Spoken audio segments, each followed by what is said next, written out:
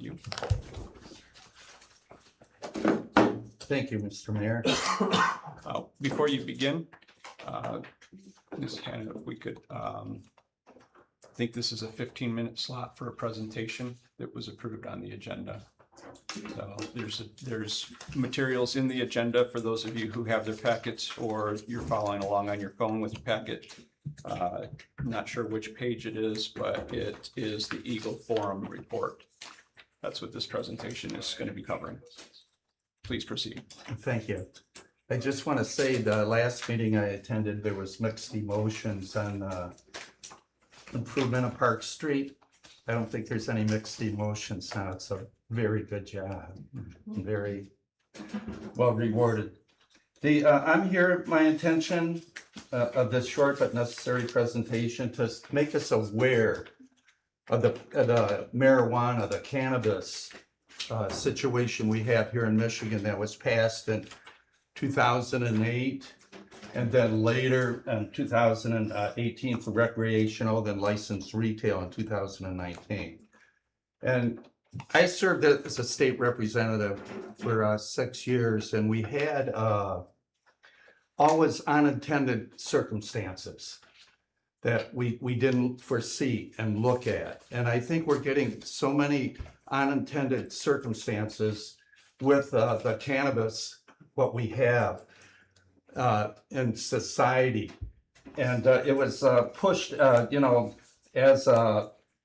medical marijuana at first, but there's no prescribe. It's done as a referral from a doctor or self-diagnosed, self-medicated. And I'm very concerned about that because of the children, that the effects on that. And in this House, I was committee chair, vice chair, then committee chair of the Children and Family Services. And the effects on society that something like this, we started to address that. My last year was 2008, but that's when I went to, the marijuana went up for a vote. And I do not judge anyone concerning this. I can't. Our Creator has set a date for that. I don't judge anybody, but we have to see the cause and effect that we. Okay. I'm sorry, and but I'm sorry. Thank you. I just wanted to let everybody know that I'm not here to judge. I'm here just to display facts. And there's approximately 73 million children under the age of 18. And also there's Lapeer County, we have over 17,000 children under the age of 18. In the city of Lapeer, there's 1,859, okay?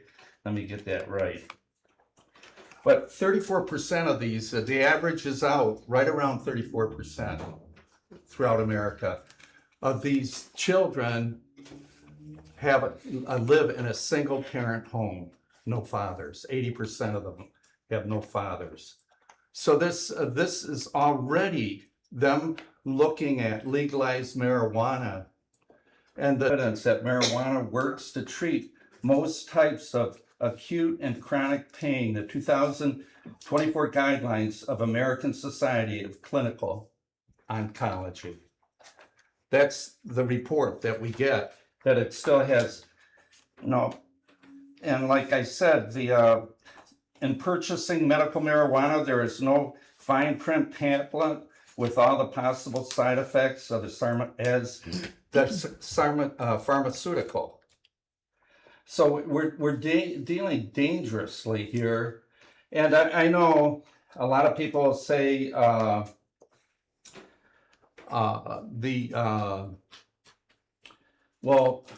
toothpaste is out of the tube. I remember back then, back in the 90s when, or was it the 80s? Let me get my years straight. When the drinking age was lowered to 2018. And it's back to 21 now because of the circumstances that cause, that decision. So I think Lapeer can be a poster child to start making changes. And also, it is still a crime. I mean, it's still not legal through the federal, each state did this. And I think there's 40 states that has legalized this. And there's so much that I wanted to share, but you know, the time is short and I didn't look, please let me know where I'm at so I can stop. So I'll just keep rambling on. About you know. 6 minutes in. 6 minutes in? Mhm. Okay, thank you. And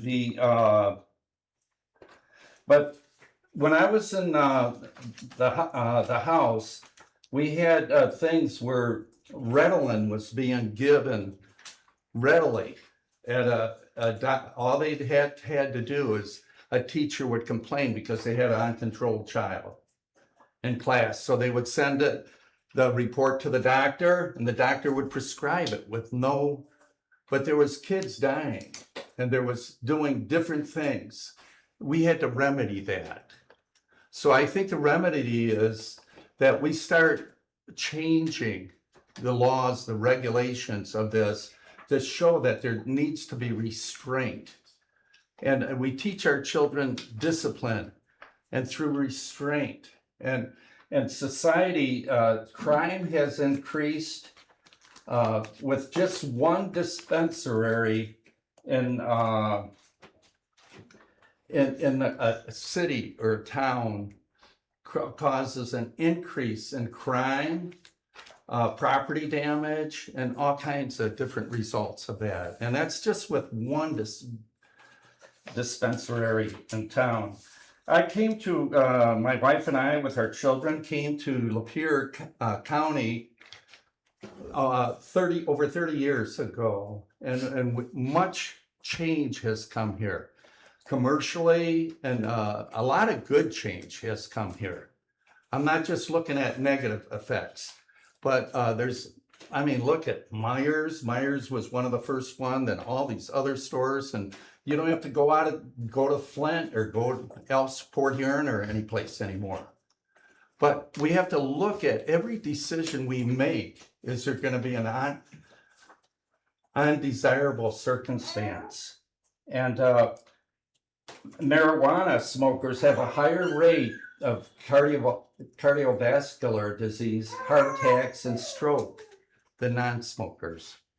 It's even causing us to have health, costs greater, and I don't think it's the answer. And there's no laboratory evidence that marijuana is effective for pain, insomnia, anxiety, depression. We did not do this scientifically. We passed it because we thought it was the thing to do at the time. But the American Psychiatric Association states that cannabis is not a medicine or even a beneficial treatment. This is the American Psychiatric Association. And mental problems has increased. There is a strong association of cannabis use with the onset of psychiatric disorders.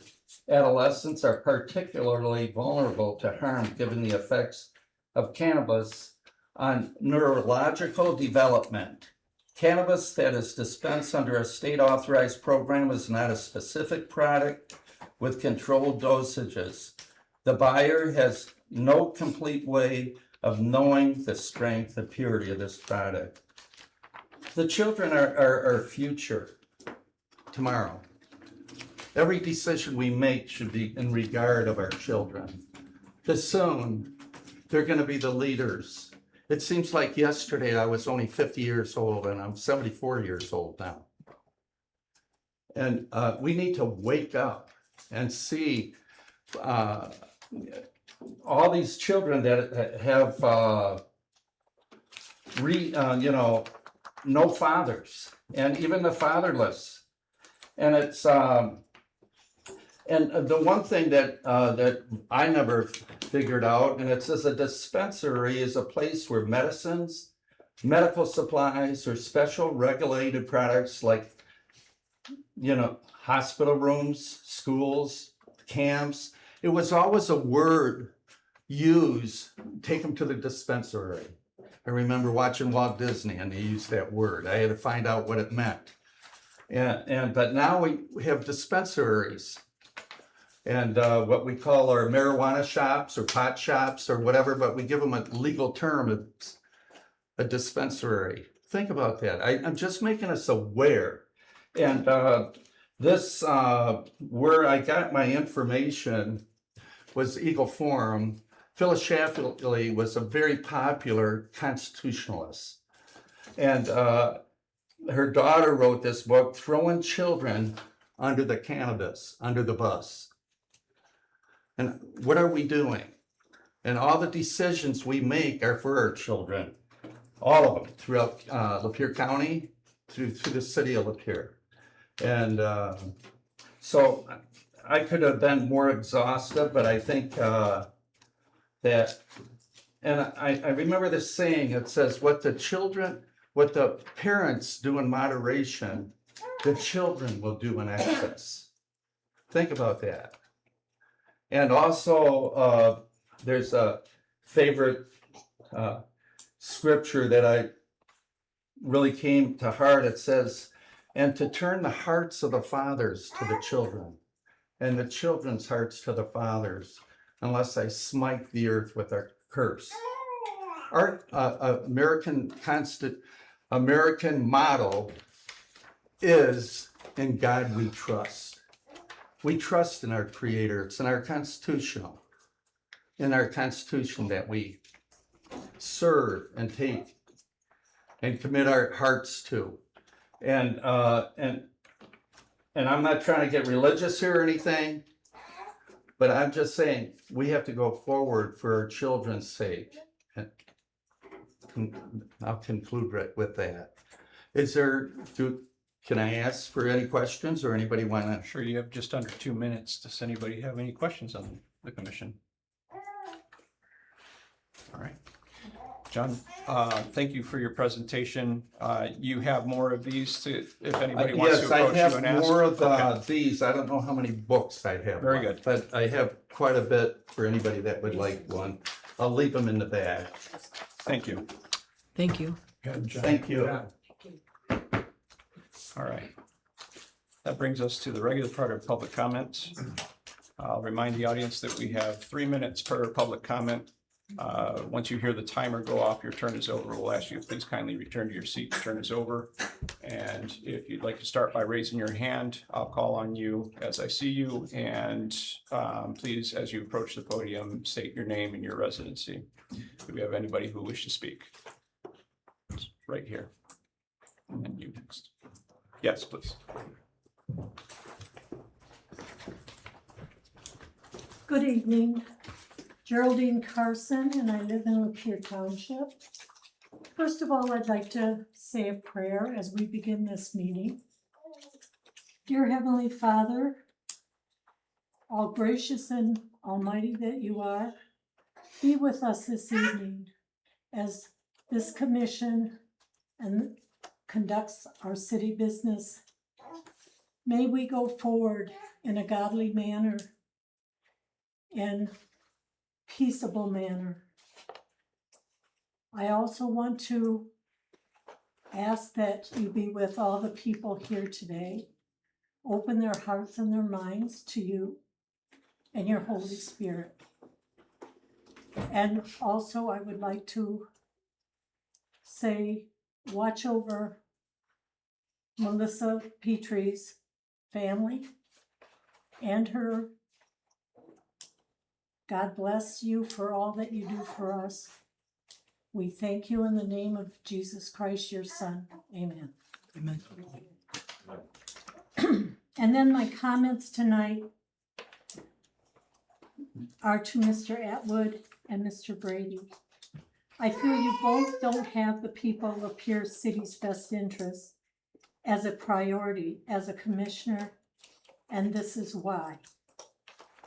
You both have caused unnecessary interruptions to the meeting over many months that have required countless and repeated explanations resulting in long meetings. On July 20th, Mr. Atwood ×2 prevented the commission to enter into closed session to receive legal opinion on sensitive and privileged issues involving the city staff's safety. Why are you protecting Mr. Womack rather than the city staff? Also, this puts the city at unnecessary legal risk. When Mr. Graves with Bodman Group PLC stated that more than once the need for a closed session and prompt immediate action should be taken and done in private, and that on this matter, anything discussed in an open session harms the city. Why were you also so focused on the invoice of that attorney rather than the staff in the city?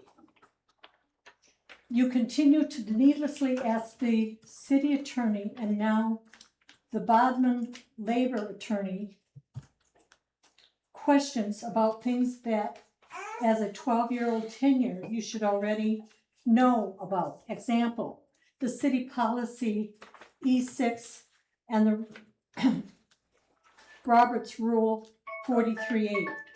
Thank you. I That's will your time. complete the second command. Yes, we'll have a second one. Thank you. Thank you. Thank you. All the way in the back. Hello, my name is Yana Yakupchik. I'm a resident here of Lapeer. Yesterday, we held a vigil for Lorenzo Salgado Arujo.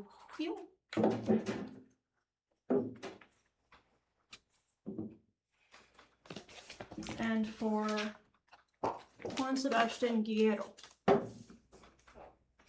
These are paintings that I made today, because I was reflecting on what I should say when I was up here, because we're not there.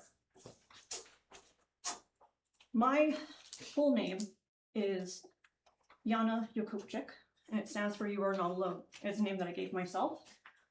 And my birth name is Yesenia Francisca Leyva. I'm half Guatemalan, half Honduran. I'm very happy that there are members of this community that came to honor these men. And for the rest of my time, I would like to have a moment of silence for them.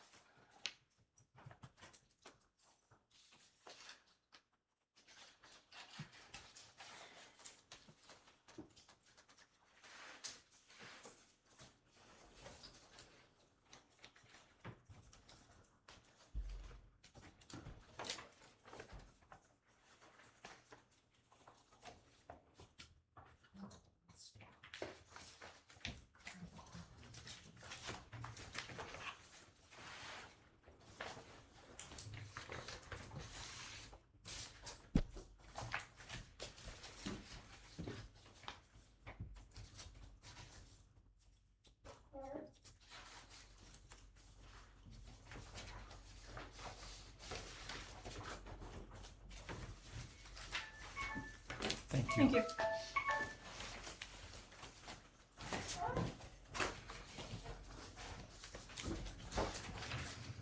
Okay, any others? Right here in front.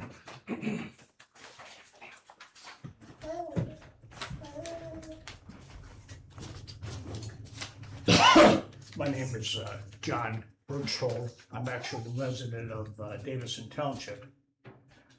Some friends of mine had shared with me what was happening in the pier and asked me to begin to follow some of the events, so I did. Watched the last meeting, several hour meeting. I've been a career public administrator right out of college, and 41 years as a city manager, township manager, village manager, county administrator in Michigan, Florida, California, Pennsylvania. A couple things that I wanted the council to think about, and maybe you're doing this. The review process, and I've helped some small cities in retirement with recruitment. That's not like here. I don't know Mr. Womack, I don't know anybody here. But the evaluation process that I think, in terms of its workability, a good, strong evaluation tool is one that is unique to your needs in the city of Lapeer. It's not a 1, 2, 3, 4, 5, completes this task on time, shows up, extra hours.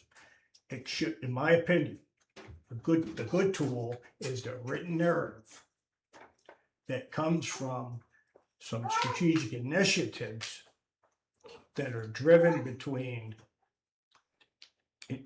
by the city manager and the city council together.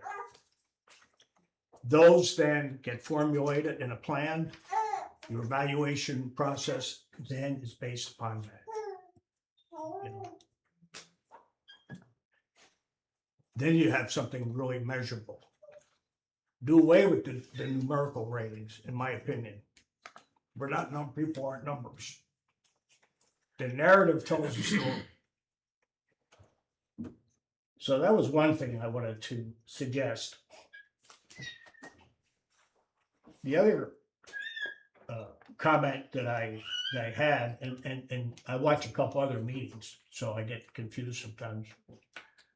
But I think there might have been mention about a 360 review. I can't remember if that was the peer or another committee. If you do that, and it's your business, but if you do that, my advice is to ask for comments on what system improvements can be made. Not what the city manager should be doing. How would an employee know what the city manager should be doing? What can be done internally and externally to strengthen the system? Okay, Thank you. I'd be happy to talk to any of you about it, if you wanted to have further conversation. That's great. Thank you. And I never thought I'd ever go to a city council meeting again in my life. But I'm here. Any others? We're great. Right here in the blue. Good evening, my name is Nick. I'm a resident of the city of Lapeer. I have some serious concerns about how our building department is treating residents and applying for city ordinances. My first concern is accountability. My neighbor was recently applying for a fence permit. The building department told my neighbor my exact address and said, you can't build a fence permit because Nick over at my address built a fence. I find this completely unacceptable. I didn't issue my own permit, the city did.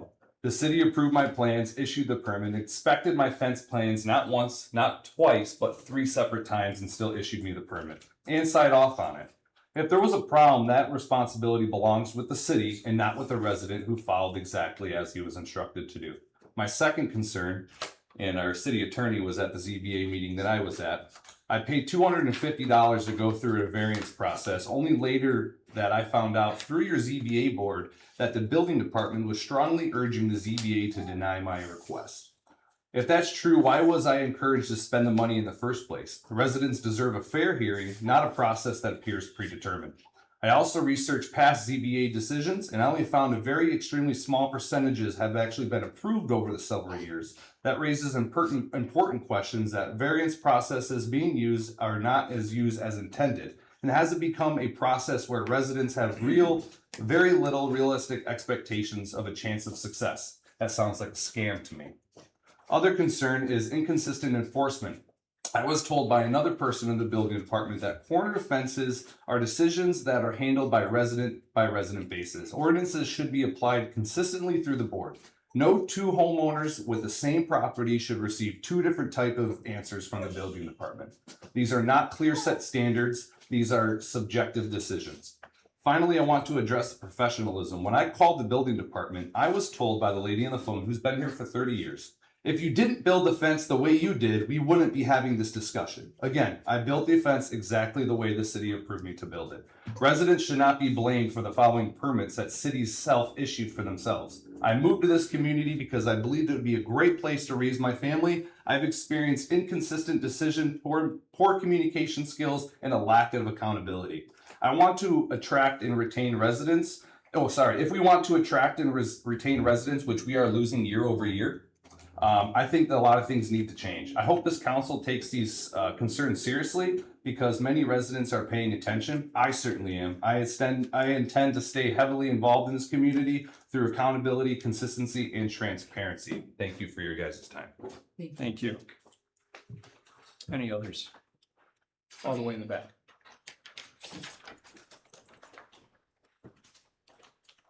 Hi, my name is Gerald, or known as G around town. I'm a city resident. Thank you, Mayor and Commissioners, for allowing me to speak today.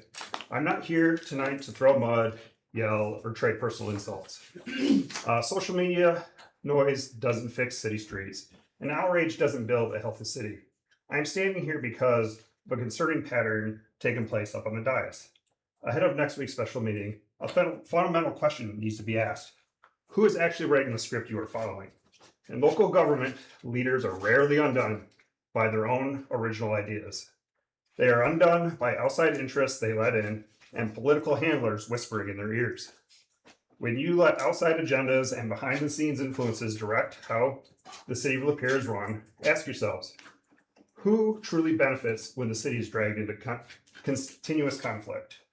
Who pays the price when the legal bills arrive? The taxpayers. And who gets left holding the bag when the dust settles? You up on the dais. The outside voices pushing this drama will not be here when the lawsuits land. They will not be paying the legal fees. They're using this commission as a shield to fight their own political battles. To the mayor and the voting bloc, before taking another vote that burns the city's resources, stop and ask, are you acting as an independent leaders of Lapeer, or are you serving as proxies for outside interests who will vanish the moment things go wrong? And to the residents in the room and watching online tonight, real change in a community isn't created by outrage or venting online. It is built through sustained civic action. It happens when citizens put ink and signatures on paper.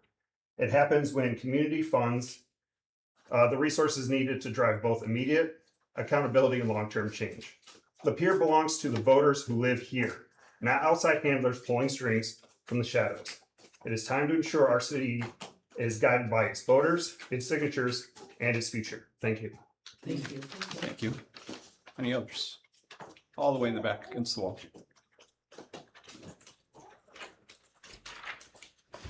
Karen Pacheco, I live in Metamora. So this is a Facebook post from September 12th of last year. I'm Jeremy Hang and I'm running for mayor of Lapeer. Citizens have been promised leadership that listens, but too often we've seen excuses instead of action. It's time for common sense, accountability, and unity to guide our city government. I believe in fixing what's broken, protecting the quality of life in our neighborhoods, and restoring trust between citizens and their leaders. This campaign isn't about politics, it's about people, and it starts with you. Together, we can build a stronger Lapeer. So what's happened in the past 7 months? We're not stronger, we're weaker. You haven't fixed what's broken, you've broken what was fixed. There's no unity, there's tremendous division. thousands of people online from Dublin, Ireland, from California, from Canada, watching what goes on here because of this lack of unity. And you know what? I think if you cared about Lapeer, Hing, you would step away, you would leave, because we were stronger without you.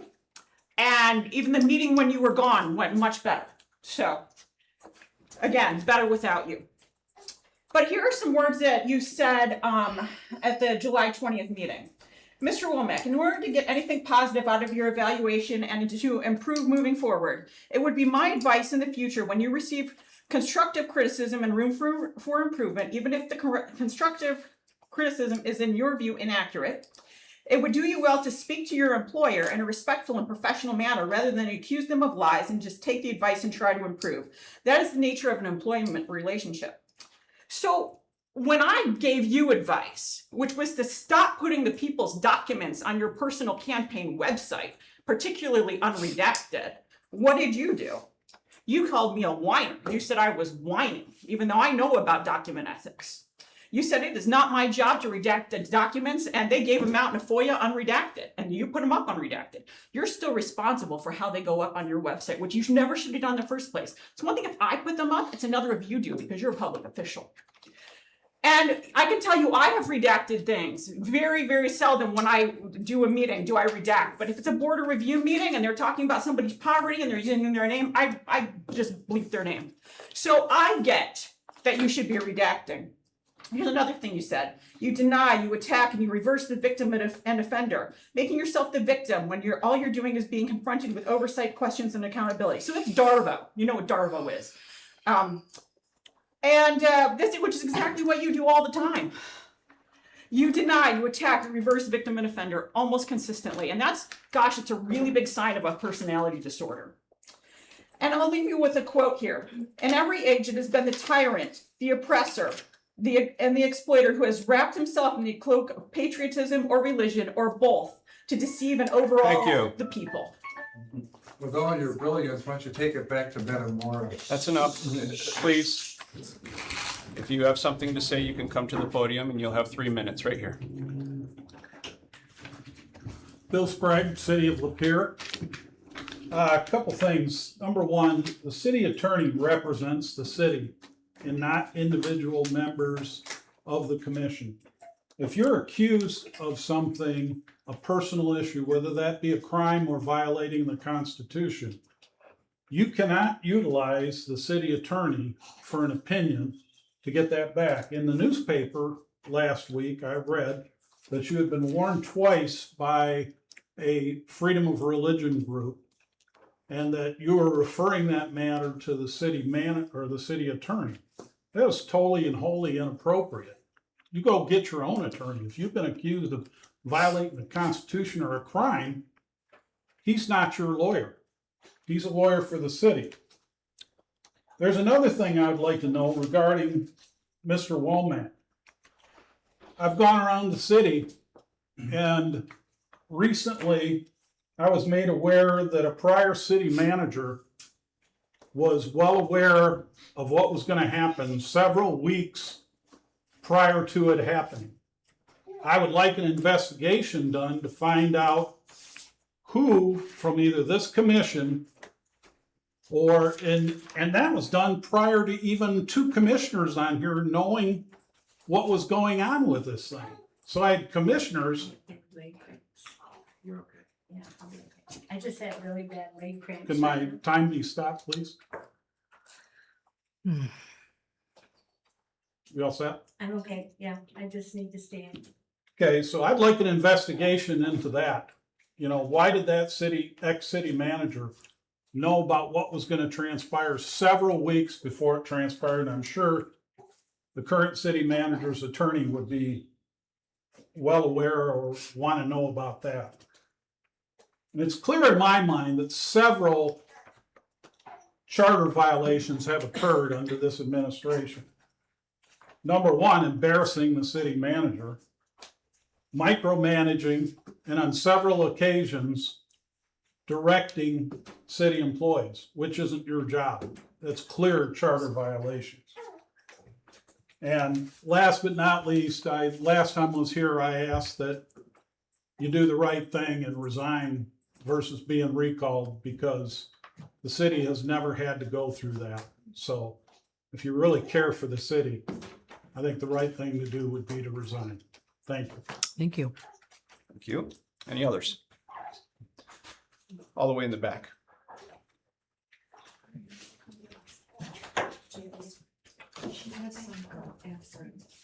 Oh. No, just know someone's online waiting to speak. Okay, that'll happen next. Thank you. Okay. Alexis, City of Lapeer. I hear this is where the public go to whine. So here I am to whine. April 8th, I was in the hospital having a baby, and Park Street construction was beginning. When I arrived home, I had no access to my driveway, so I hobbled across the street and I climbed up onto my property. Over the course of months, the digging, the beeping, the banging continued every day, 6 a.m. to 7 p.m. For a time, I had no nearby parking, no sidewalks, no driveway. It's very difficult to carry 2 babies and groceries. Extremely aggravating. Delivery services refused to deliver to me for months. Boo-hoo, right? Boo-hoo. How about the absolute disregard for my property? Digging done directly into my lawn. I watched an excavator rip my fence post from the ground one day. What am I gonna do about it, I guess? My house rocking back and forth every day, all day. Cracking tiles in my kitchen.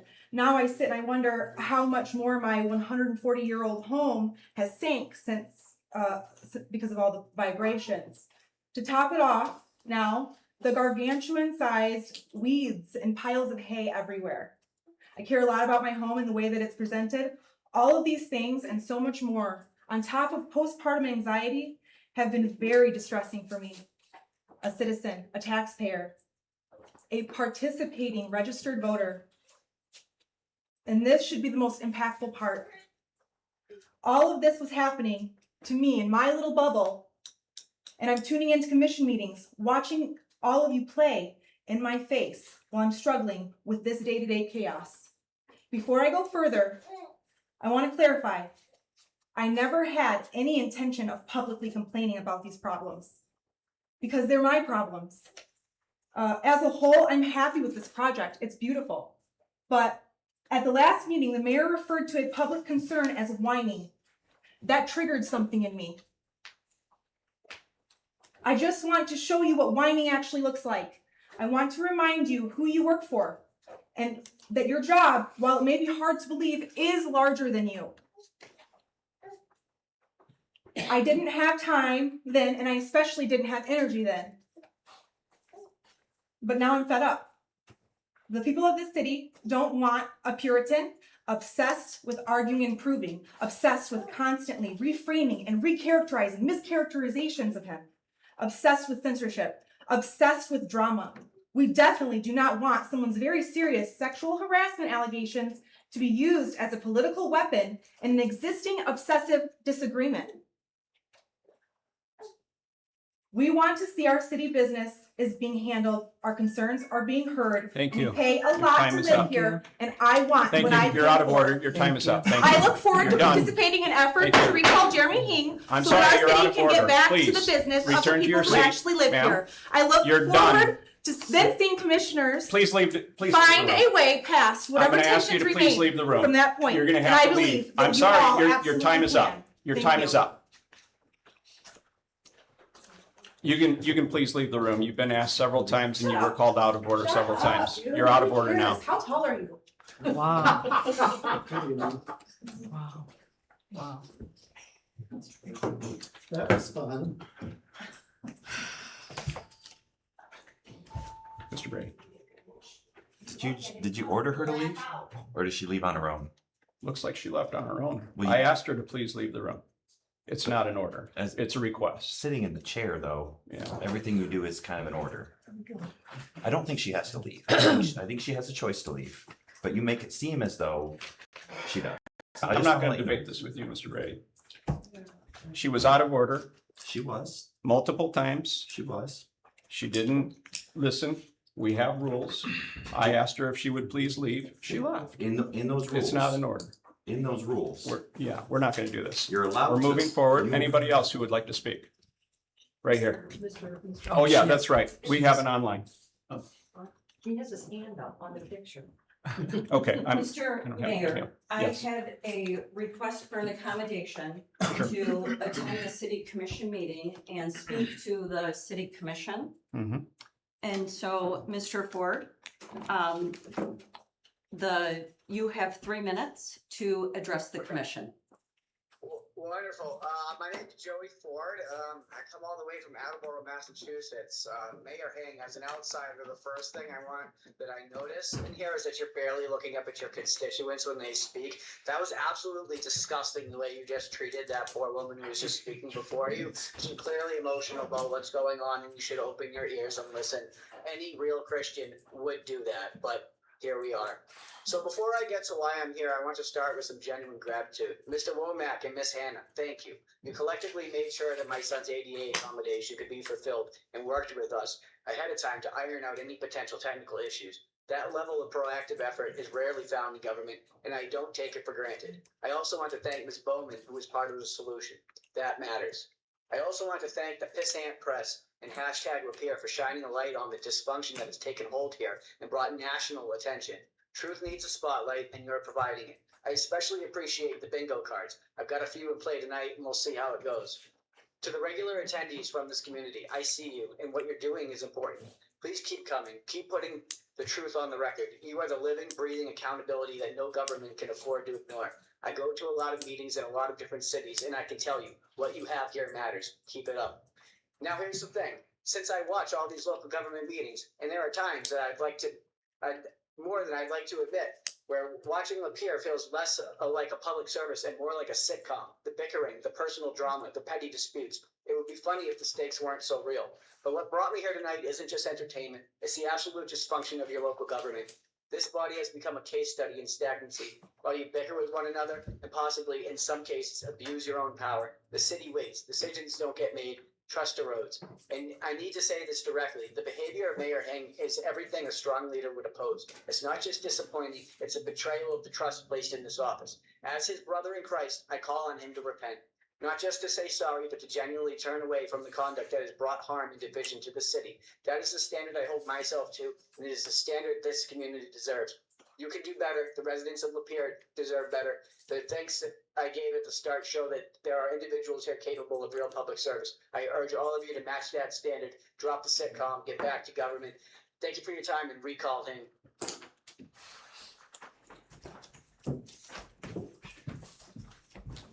Thank you. Thank you. Any others? Right here.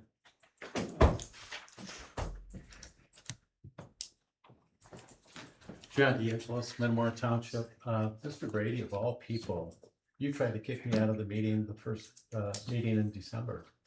You asked the mayor to have me removed. Are you familiar with the term hypocrisy, Mr. Brady? Just curious.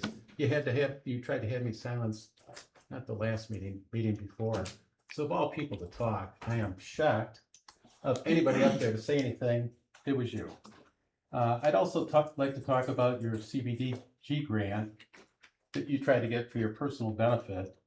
In spite of Mr. Womack's advice not to, and in spite of the multiple staff members and the city's attorney's opinion not to. During commissioner comments, June 2nd, where you instigated the legal opinion from the city attorney for your own benefit without commissioner action or approval. The next day, Mr. Womack wrote the city attorney stating, this is a quote, "As you heard Mr. Brady mention during last night's meeting, he wants your opinion on whether he is eligible for the CDBG grant for rehabbing his home. This question obviously puts myself and staff in a tough position with elected officials." So I know you're jumping up and down saying I was lying, but you can watch it yourself. That's June 2nd, your comments. Thank you. Any others? Right here in the back row.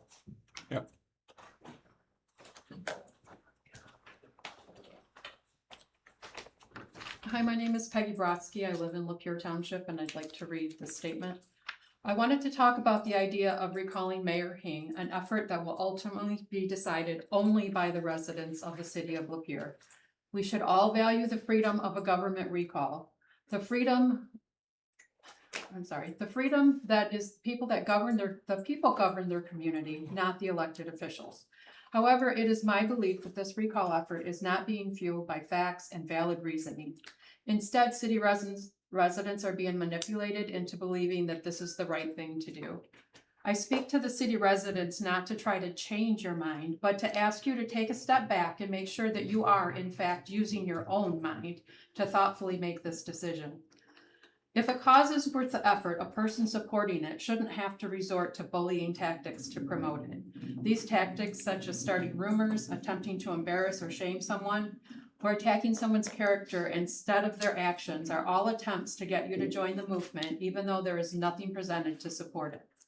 A good example of these attempts would be to consider a speaker from the July 20th city meeting, Rick Schwab, pastor of Lapeer Community Church.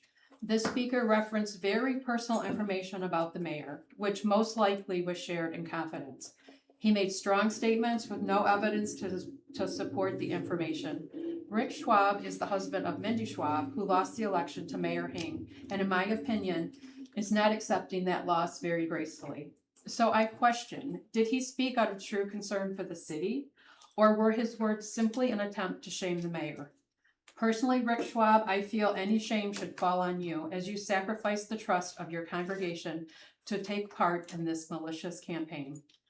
Lapeer City residents, when you are up against people that are willing to use such ugly methods, it can be hard to make the right decisions. Look at the big picture. Always consider there is more to the story. Seek information from multiple trusted sources, and most importantly, don't fall victim to the self-serving methods used by certain members of this community. Thank you. Thank you. Any others? Right here in the corner.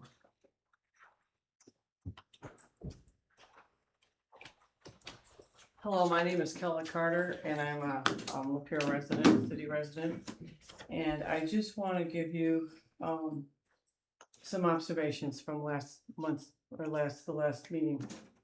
I sat in the last row, and John DeAngelis and Jacob Leroy were in front of me. And every time Brady spoke, they were smiling and laughing and like high schoolish, kind of poking each other. And or when Mr. Hing would respond, same thing, smile, laugh under the breath. And then Mr. DeAngelo got up to speak and had lots of things to say about Mr. Brady. And out of the view of the camera, I watched it afterwards just to see. And I was sitting there watching him come back to sit down. And, you know, he got past and was looking at Mr. Leroy, and there was no concern or anger or upsetness. It was a massive grin, a massive smile, a Cheshire cat grin, to the point of where I leaned in and said, "Your smile says absolutely everything of what's going on right now." And to me, that seemed like a bit of a setup, my opinion. Let's see. Also, then after Mr. Leroy got up and supported Mr. DeAngelis, he gave some ridiculous number of support for the senior millage. Well, a millage is something that is so important, because what it is something that we can't do as an individual person, but collectively can create things. And Lapeer is notorious for not passing millages. And so he gives this small amount of people that get served as 100. Well, I'm going to go through a few numbers here.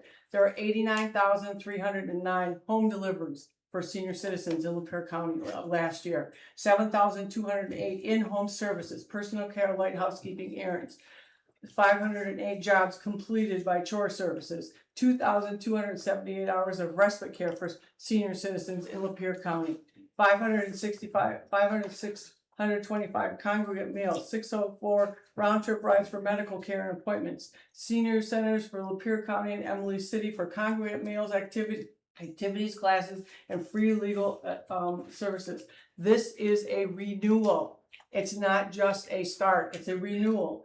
And it is a small increase to for covering costs of providing services. There's so much misinformation out there right now that it's unbelievable. And if this is not passed, it's gone.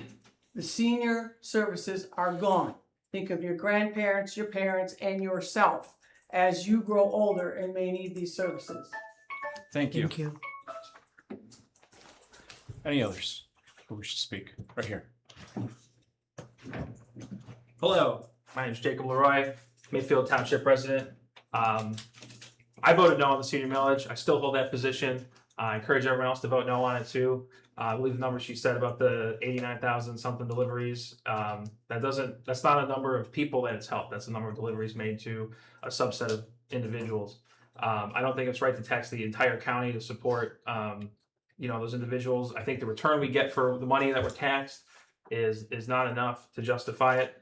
And to the point that if we don't approve it in this election with the raise, it will 100% be coming back on the general election. That's how these millages, that's how these directors, county program administrators play the game to get their millages passed. These millages do get passed. I'd also like to another commenter earlier in today's public comment section said that Mayor Heng was taking direction from political actors behind the scenes. But as we see, there's political actors behind the scenes on both sides of this issue. We had a commenter from out of state talk about this issue. So I just want to point out and highlight that there's people on both sides of this issue coming to the city, even some from out of state apparently, and putting pressure on certain individuals. So that's all I have for today. Thank you. Thank you. Thank you. Any others? Straight in the back. Yeah. We both, so right here in front then. Yeah, Yep. just listening to the numbers thrown out about the services provided to the county, X numbers and so forth. Your job is our city people with a population of about 9,000, not county with a population of about 90,000.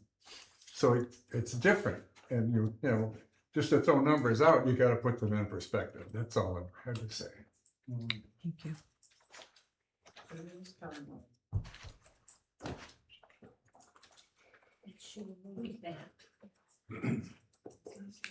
All right. Yes, in the back.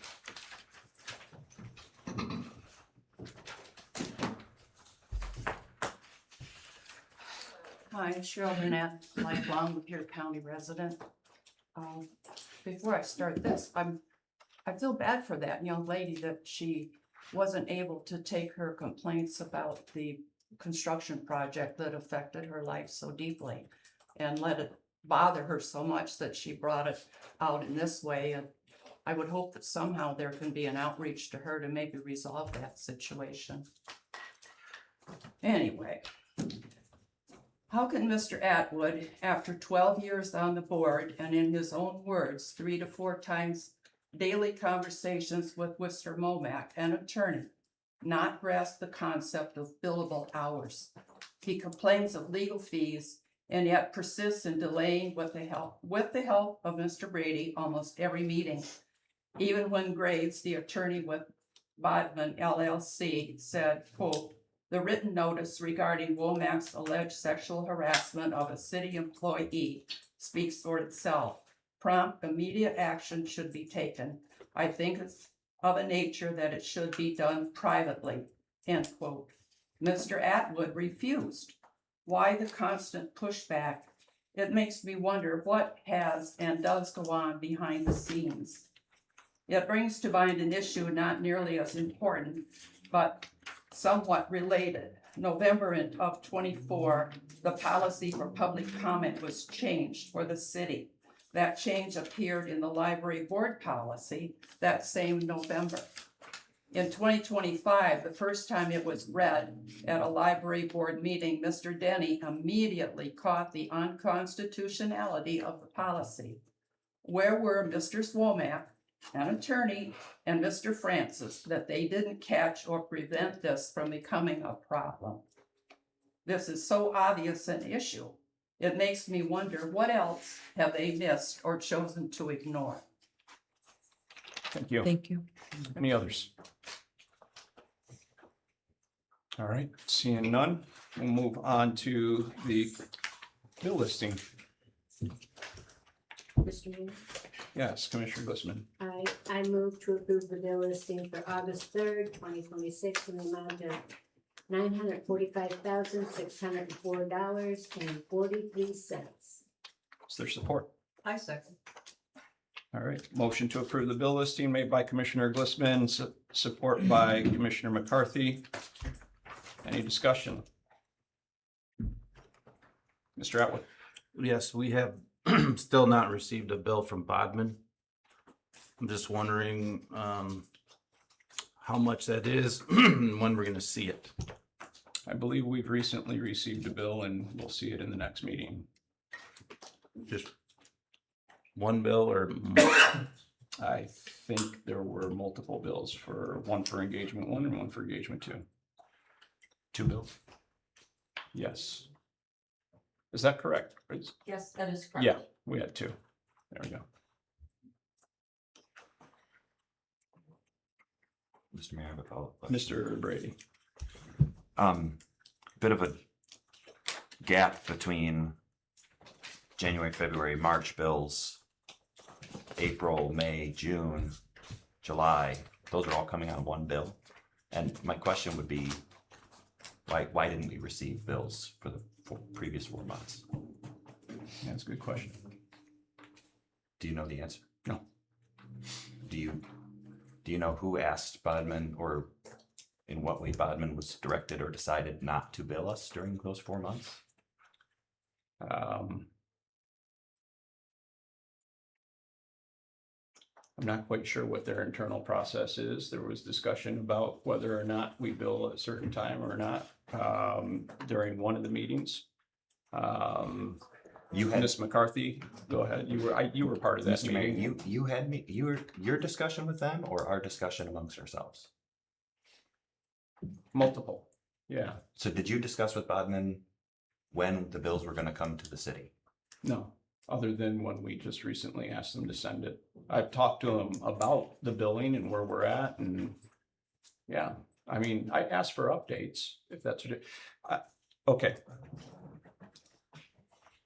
What about this bill listing are we discussing? Because we're not on this agenda right now. Is any of the $945,604.43 going to Bodman? Ms. Hannah? No. No.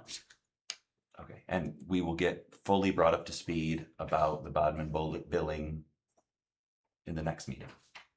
I believe so. Ms. Hannah, we have the bills. I believe we talked about the timing of that was next meeting, correct? Regular meeting. Correct. The bills had not been paid prior to this bill listing being issued and the packet being prepared. Yep. So those 2 bills will be on the August 17th bill listing.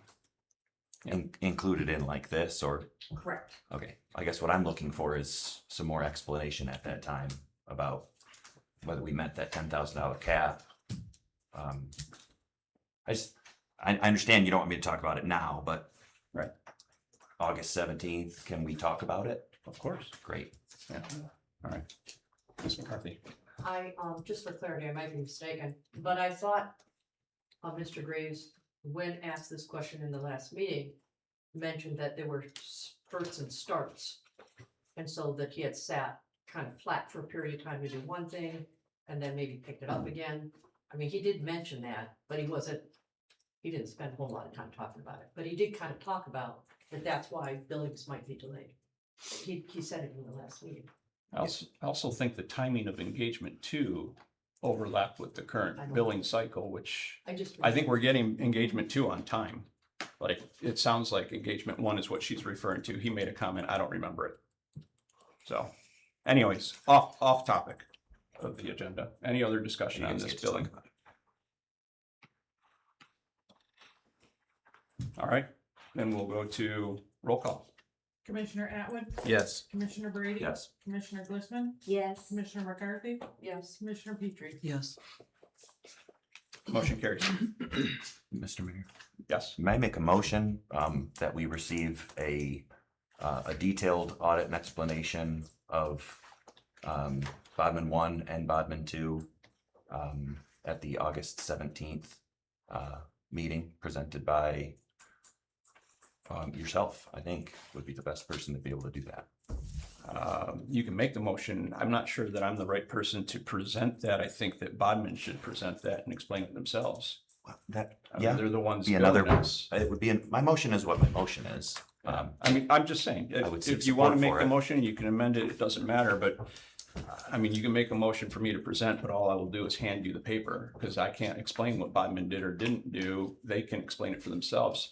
It's just like if we did something with Mr. Francis, I think it would be a little odd for me to explain Mr. Francis's bill. He can do that himself. But you were the sole authorized contact, so I would assume that you could let us know this item, this outcome. At some point, we're gonna have to go through that and find out what all was done. Well, yeah, of course, you can review it. That's what the bill listing is for. You review the bills and then you just, you approve or deny the payment. I'm gonna get handed like a, it's gonna say, 50,000, I don't know how much it's gonna be. It's gonna say this much amount of money. I'm asking for more than that.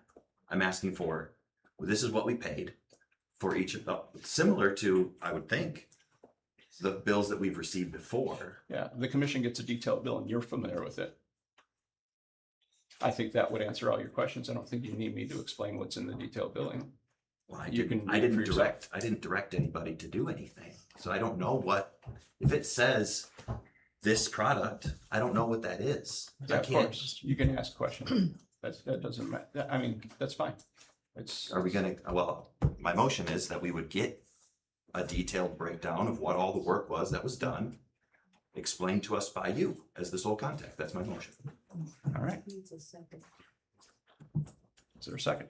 Can you, just so I understand, can you make your motion one more time?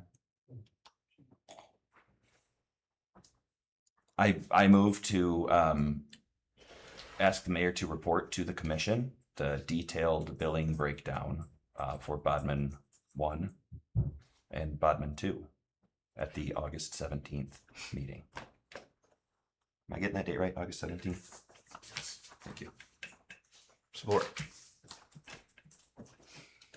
All right, we have a motion made by Commissioner Brady, support by Commissioner Atwood to get a detailed explanation, you put it, of the Bodman billing at the August 17th meeting. Discussion, Commissioner Petrie. Can I ask Mr. Brady and Mr. Atwood a question and Ms. Hannah? Yes, please. Do either of you, I can ask it at the same time, do you contact Ms. Hannah on our regular meetings to ask for a breakdown of everything Mr. Francis is billing us for, what was discussed? Do you, I'm just curious if you've ever done that, or do you do that on a regular basis? You ask what Mr. Francis and Mr. Womack are doing. I just want to make sure that I'm clear on that, or is it just this engagement that you need to know specific details about? And the reason I'm asking that is because I've asked before in the past about very specific things, and I don't get all the information that I'd like to get. So not against Mr. Francis, that I'm not putting that against him. I'm told that I don't need to. So I'm wondering if you do that. And the other thing is, Miss Hannah, do I call you, unfortunately for you, almost every meeting and ask for clarification on lots of things? I don't ask for clarification on the attorney, not always. But I do every meeting call and ask for specific things, just explanation of like, why are we paying this and what do we do with this? And I'm just asking if I do that. Yes. Do other commissioners do that? No. Mr. Mayor, was that a rhetorical question or was she looking for an I answer? was looking for how our methods. Okay, I Ms. McCarthy. don't have any problem with someone having the invoices and seeing what's in them. I haven't seen them yet, so I'd love to see them. Not sure we have to do it in a full dialogue to discuss it and beat it, but okay. But I will say, I mentioned this previously in the past, that in a line item in our budget was something, and I believe the law firm was Miller Canfield, but it could have been, it was one of a name that was pretty popular, you know, pretty well known. And it was a $35,000 line item, and not one of you flinched. You didn't ask about it, you didn't say, hey, what's that for? Hey, let me look at this, what is that? Not a word was said. I brought it up in the meeting and said, we got a line item here for $35,000 from one law firm. I still don't know what it's about. I didn't call you. It didn't upset me. But that's part of doing the business of the city. And so I'm just saying, I don't have a problem if we see the invoices or if we ask. But it should be universal that if you're going to be upset about one, you should be, and you're going to be looking at one very specifically, you do your due diligence and look at all of them as specifically. And maybe we don't do that as much as we should. Ms. Hannah and Ms. Sanchez, I believe either of you could answer this question. I do recall that when the bills came in from Bodman recently, we discussed, there was some conversation. I think we reached out to Aaron, Mr. Graves at Bodman, and asked if we could put the privileged invoices with detailed descriptions in them into the clerk's record, accessible for the commission only. Correct. Okay. The clerk is the holder of the records, so written attorney-client privilege information is to be held by the clerk. And so a seated commissioner may review those documents. So upon this discussion last week, the Human Resources, Heather Bowman, had been holding all of those written attorney-client privileged invoices. And so she has since given them to the clerk, and she now holds those in her possession. Okay. So any seated commissioner may come into the clerk's office and review all of those detailed bills. Yeah, I probably should have led with that because I think it satisfies your curiosity. You need to see those invoices and you want to, and go ahead. You cannot copy, yes, you cannot Okay. copy, we cannot email them. Thank you for that clarification. All right.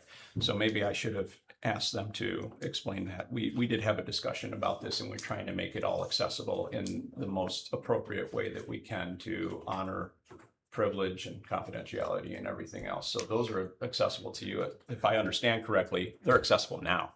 Correct. Okay, I was mistaken in the conversation. I thought they were going to be accessible after starting at the meeting where we present them on the bill. But if they're accessible now, thank you for the clarification. So that gives you access right now. Go ahead. Yeah, I'm looking for more than access. I'm looking for explanation because I haven't had any discussion with Bodman. I don't remember the commission giving any direction where we all voted on. We deserve to be brought up to speed about what the work was that was done, including actually seeing the work. That's a pretty weak argument to say, well, you didn't ask for it for these, so why are you asking for it for this? It actually strengthens my argument. Yes, we should for all of the things, and especially for this one, since I can't catch everything. That's why there's 5 of us. So this is one that I am attentive to. It has gotten my attention, right? And I think it's gotten more than just my attention, but this one, as with all of the others, deserves our full attention. And so I would hope that we could get an explanation of the bills, not just, what Graves writes down when he was purposefully cagey in writing down the descriptions. That's his words. That's Graves's words. I was purposefully cagey in writing down those descriptions. I'm looking for what did we get from it? How much did we spend on what, and what did we get for it? Yeah. Ms. McCarthy. Some clarity of what the scope and depth of Bodman's work would have been shared with us had we been able to get into a closed meeting.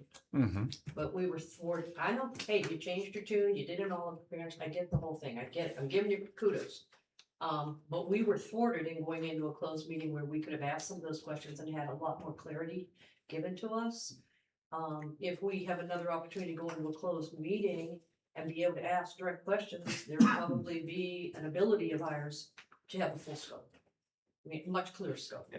But we're not, but we're not getting there. Commission votes along the way would have been my preference. I get it, but I'm just saying, if we thwart closed meetings, which has only happened once in like forever, and that was that week. Well, we did ask for closed session meetings multiple times ahead of time, and that was always denied, like repeatedly denied by the body. We had asked, hey, can we get Bodman in here to explain? Like several times. And it was always thwarted until it could just kind of drop right at the end. Here's finish, that's okay. I just would like us to at some point get to what happened here. So,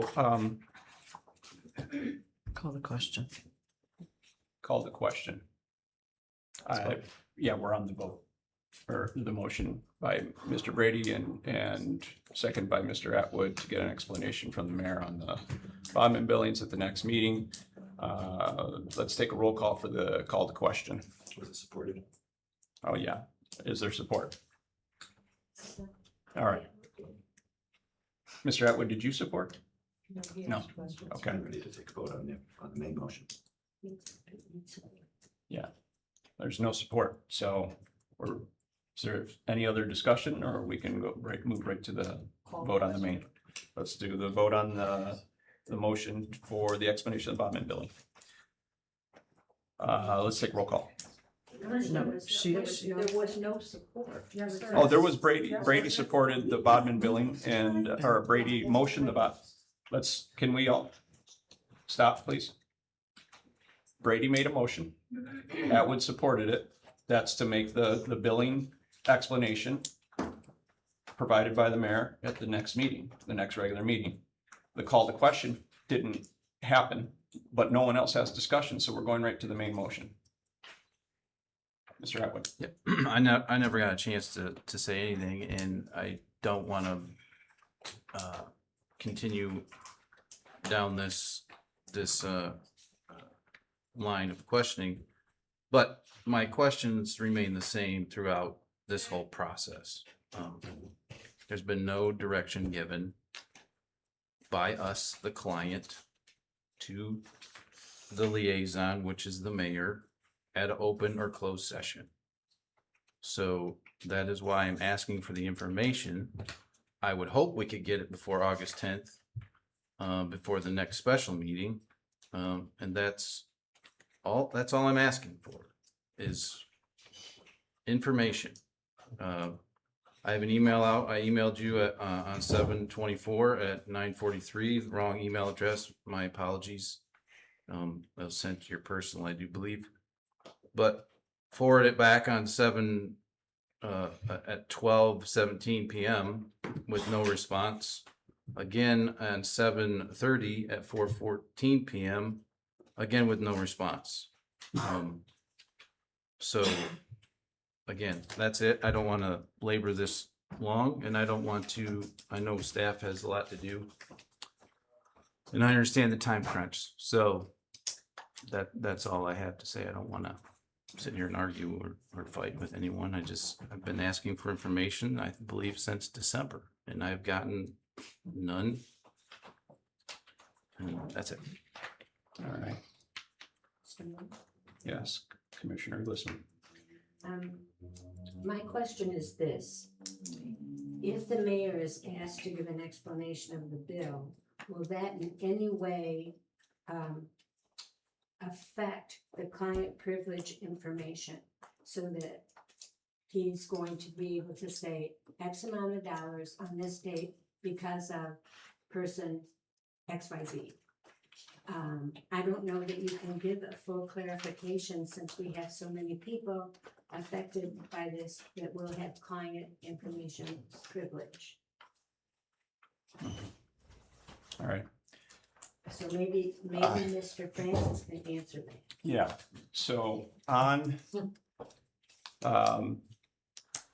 Mr. Francis, if you could address what Ms. Glissman is asking. Sure. Mayor, I guess I have not seen the Bodman bills. I have not spoken with Mr. Graves. I don't know what's contained in them. I aside from what occurred and what was discussed at the meeting 2 weeks ago, I don't have any knowledge what Bodman does or has done. Whether you are able to, or whether Mr. Graves is able to provide meaningful information to the commission outside of a closed session that wouldn't waive confidentiality, I guess I don't know the answer to that. Yeah. All right, go ahead. Just one last thing. Understanding the predicament we're in, I would feel more comfortable if you can review, if commissioners can review the invoice, but if, when we go and have Bodman here, I guess, because I think he's gonna, I'm assuming Bodman will be here August 10th, I would assume that. Then if we can get to a closed meeting, then I would think that maybe that's where that explanation is at, rather than trying to have an open dialogue and an open meeting.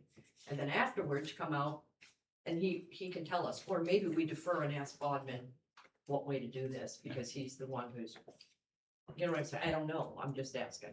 Yeah. Well, there's a couple different ways that we can do this, because I have addressed this several times since December, since the first engagement, and again in May during the second engagement. And it's unfortunate that I have to keep repeating it over and over. But I've offered, and only a few commissioners have taken me up on this offer, but I've offered to receive phone calls and answer questions regarding direction and status with Bodman. And only a few commissioners have actually done so. Mr. Brady, Mr. Atwood, you've been given the opportunity to sit with me. I've even offered to sit in the closed meeting room after these meetings so that we don't do this in front of the public and don't hold up staff, because some of the conversation can't be held in open because of privileged information and sensitive nature. The billings that Ms. Hannah are referring to that are now available at the clerk, it could easily be remedied, the questions that you have, not just the access, because you have access to them now. But also the questions, you could easily coordinate with me. I'll come meet you up here. And we can sit together and look at those billings per their policy, not being able to have copies. And I'd be happy to answer questions in a private manner so that confidentiality and privilege is protected. So I'll extend that olive branch. And it's not the first time I have. It's a different form. But there have been many times where I've extended those olive branches, and you guys have refused not to accept that method. I will read something from your email that you just referred to, Mr. Atwood, and that is motion 135 of May 21st, 2026. And it is that the commission approved the engagement of Bodman PLC as outside investigator, bullet point designating the mayor and mayor pro tem as points of contact. And this is a key bullet point, the next one. Direction that Bodman PLC findings be reported to the full commission in privileged session pursuant to MCL 15.268, subsection 1, subsection H. And I believe if we were to look that particular statute up, Mr. Francis, you probably know this already, but that is closed session. And that's what you were offered at the very last meeting. And the both of you refused to go in that closed session to receive exactly what our commission action said would happen. And then eventually you had turned your vote, Mr. Brady, I'll give you credit there. Mr. Atwood, you refused. And this is your very email that you sent to me demanding again this information. Can you read the whole email, please? I did, and a lot of what, No, you did a not. lot of, yeah, I read the whole thing in its entirety, and read it's it out quite loud. lengthy. I'm not gonna read it out loud here, it'll take 15 minutes, because you wrote a very Read the lengthy. avenue I gave you to get attorney-client privilege to the Mr. board. Atwood, I'm in the middle of speaking. Now, this is an email where you've demanded the same information, and you've included the answer in the email. And you had an opportunity. You both have had several opportunities to have this information, and you keep bringing it into public conversation in the middle of meetings where it's not on the agenda. and on the agenda where you pull it out of bill listing and want to focus specifically on that, hold up meetings, delay them, frustrate them, and then when you're given the opportunity to have exactly what you want, you refused. What are we accomplishing here? What is the motive? What is the end goal here for you? To circumvent the commission action that is on the records, that is what I'm trying to adhere to? To have your own law? I don't know. I don't know what you want, but we're not going to continue to take up the staff's time and the public's time on an issue that has remedies that you're unwilling to pursue. Ms. McCarthy. Can we call the question? I think we've been on this 30 minutes. All right, we have a call to question. We will take a roll call. I'm gonna call the question. Yes. Support. The Yes. support was Glissman. Commissioner Brady, No. Commissioner Glissman, Yes. Commissioner McCarthy. Yes. Commissioner Petrie. Yes. Commissioner Abbott. Yes. Motion carries. Now we'll take a vote, roll call on the main motion, which is put by Mr. Brady, moved by Mr. Brady, support by Commissioner Atwood, to receive the Bodman billings at the next regular meeting, August 17th, and have an exclamation provided by the mayor.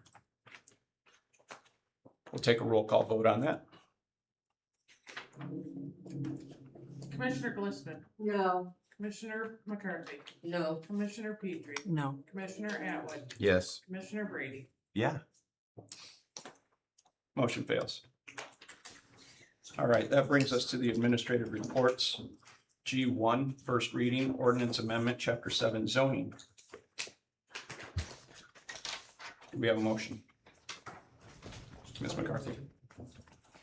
I have a motion, suggested motion is to receive for first reading and schedule for second reading and possible adoption on August 17th, 2026, an ordinance amendment to chapter 7 zoning ordinance, article 7.02.02, A 45 of the general ordinance of the city of Lapeer. Support. All right, we have a motion by Commissioner McCarthy and support by Commissioner Glissman to receive the first reading for this zoning ordinance amendment. Any discussion? Ms. McCarthy? Did this, I looked through it, did this go to the planning commission before it came here? I mean, I think that's the process, that the engineer kind of does this stuff, they do whatever, and then it goes to planning, and then it comes to us, but I It might be did. wrong. It did. The yellow highlighted part is the motion coming from planning that sent it here for recommendation to the city commission. This would be planning commission motion 310 of Oh, right here. 7/9/26, yes. That was rezoning, it's not the planning. Okay, Yeah, that's, my wrong. that's a my little wrong. bit the Thank you. confusion here, yeah. So we do have Samantha here available to answer any questions about this, because I did have some questions earlier as well about kind of the way that it was presented as material, but also the verbiage of the heading and the agenda. They didn't seem to align, but I think there's a good answer for it, Ms. Petrie. Yeah, I'm confused because I'm looking at the actual item in the packet that I reviewed. And so it's asking us to, an ordinance amendment, but we're rezoning. So we're doing both at the same time with, I don't understand that. Go ahead. So the rezoning is the ordinance amendment. They're just worded differently. I'm not sure how this got by staff, worded differently on the motion versus the memo. But a rezoning is a ordinance amendment to the zoning ordinance. Usually in the agenda, it says rezoning at the end. It does not say that this time. Is there a reason that the motion reads like an ordinance amendment as opposed to, for example, when it came before the planning commission, it did read very much approve the request by Philip Ruggery with PMF Lapeer to rezone and from R3 to B2, and then it talks about it meets the request of standards in section 723(6)B.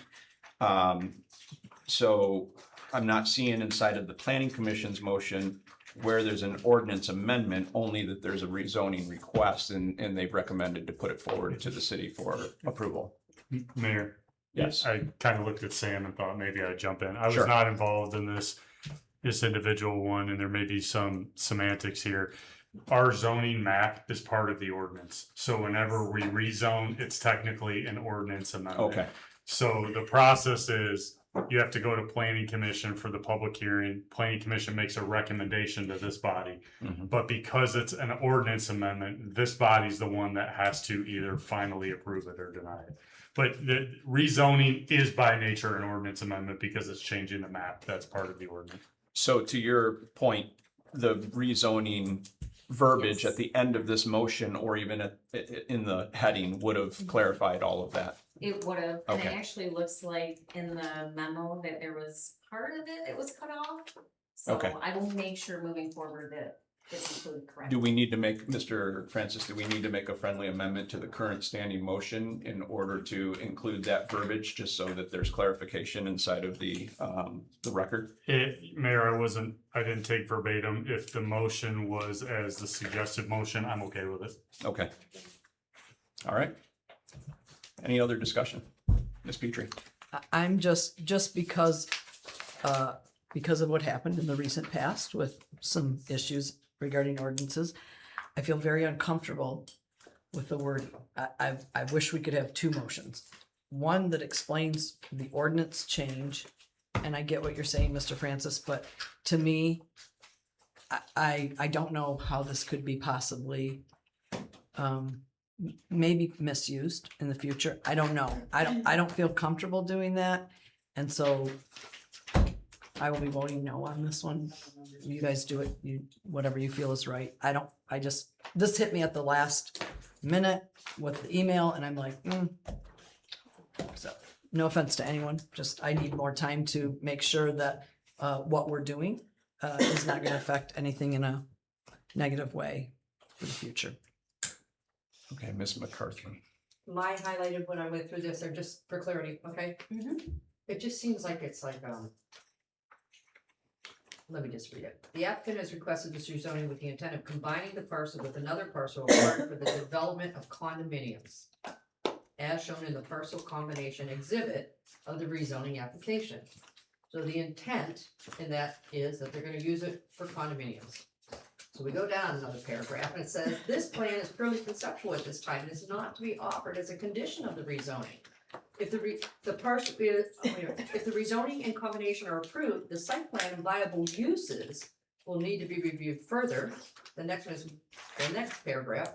Once the lots are combined, the applicant will continue to work with the city staff to determine the appropriate use of the site, which totally washes away the first statement that said it was gonna be used for condominiums. So when we take this from an R3 to a B2, based on an assumption that it's going to be used for condominiums, and then it gets approved and it gets two parcels together, that means that this applicant can then choose to make it anything that's permissible in a B2.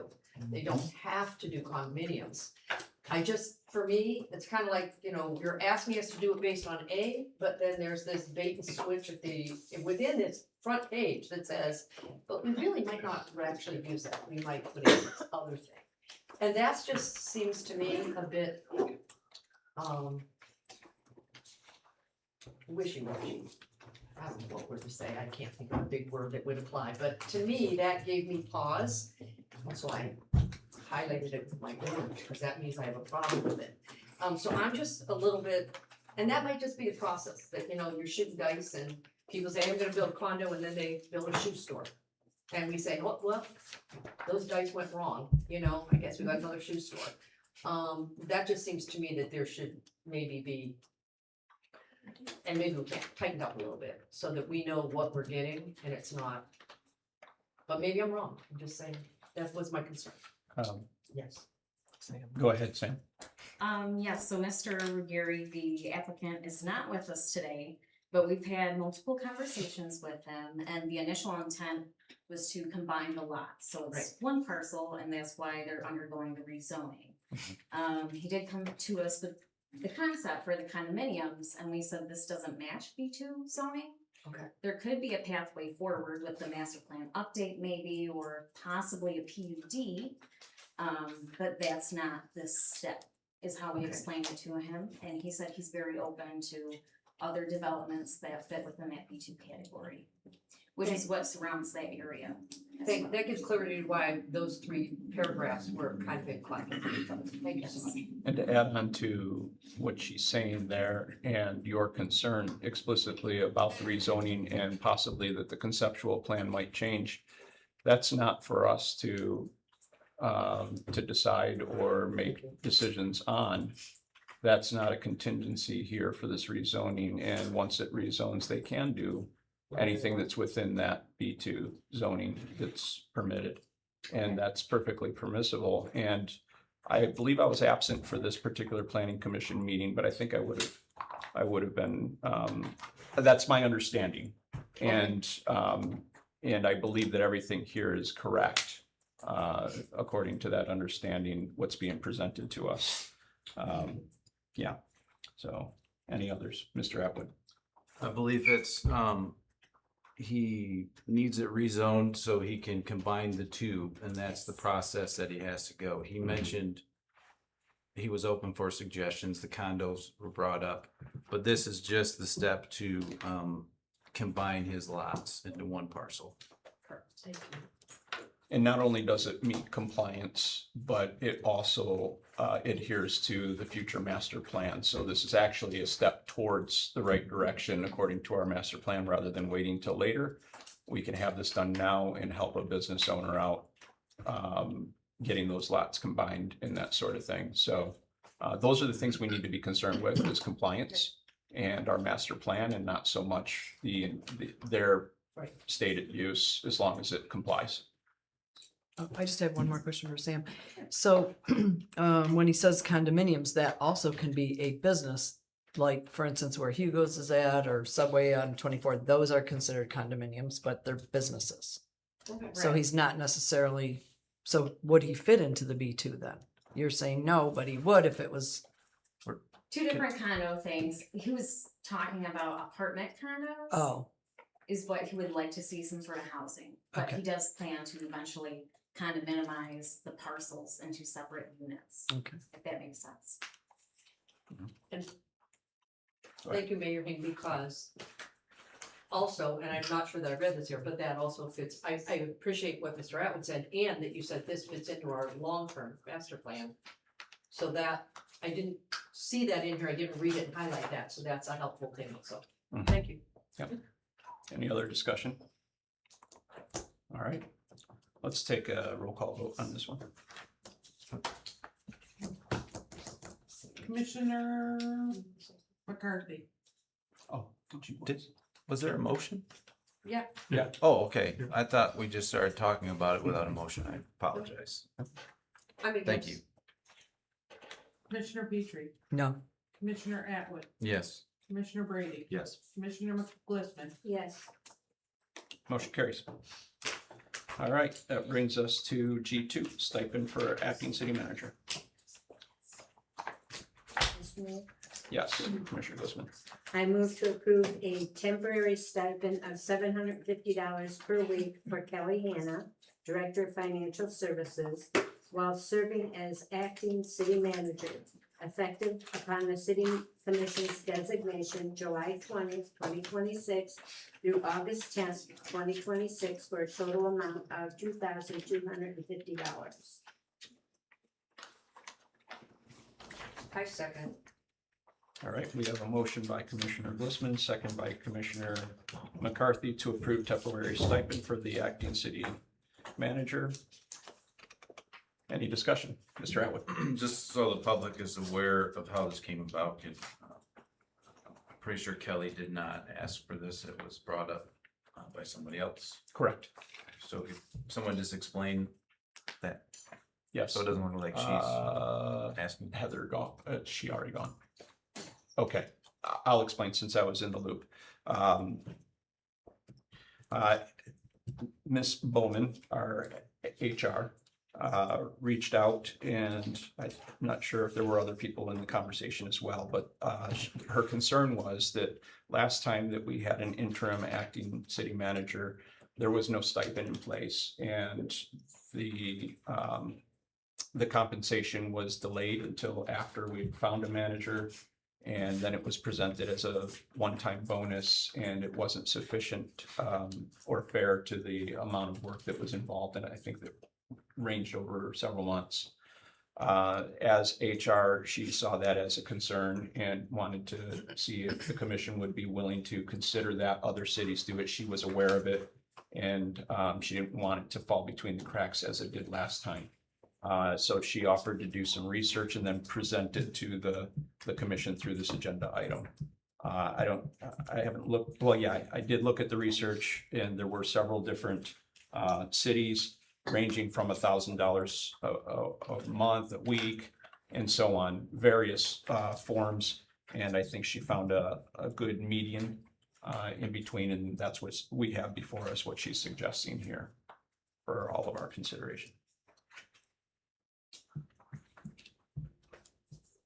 And if I recall correctly in the emails, to your point, Mr. Atwood, Ms. Hannah was not in any of that loop, and until a decision, I think, was made to put it on the agenda.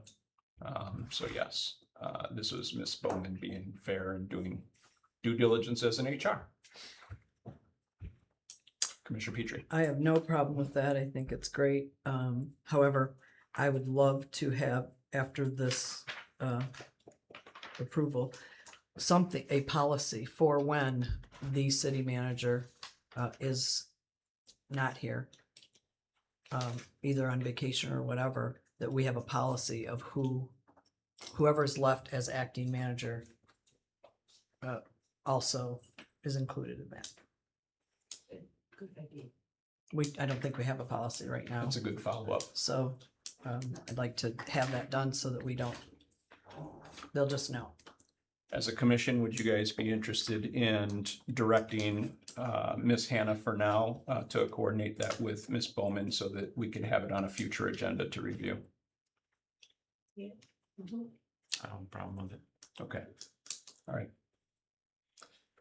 All right, back to the motion on the table. Any other discussion? All right, with no further discussion, we'll take a roll call. Commissioner Petrie, Yes. Commissioner Atwood, Yes. Commissioner Brady. Yep. Commissioner Glidden, Yes. Commissioner McCarthy. Yes. Motion carries. That brings us to the city manager's report, page 1.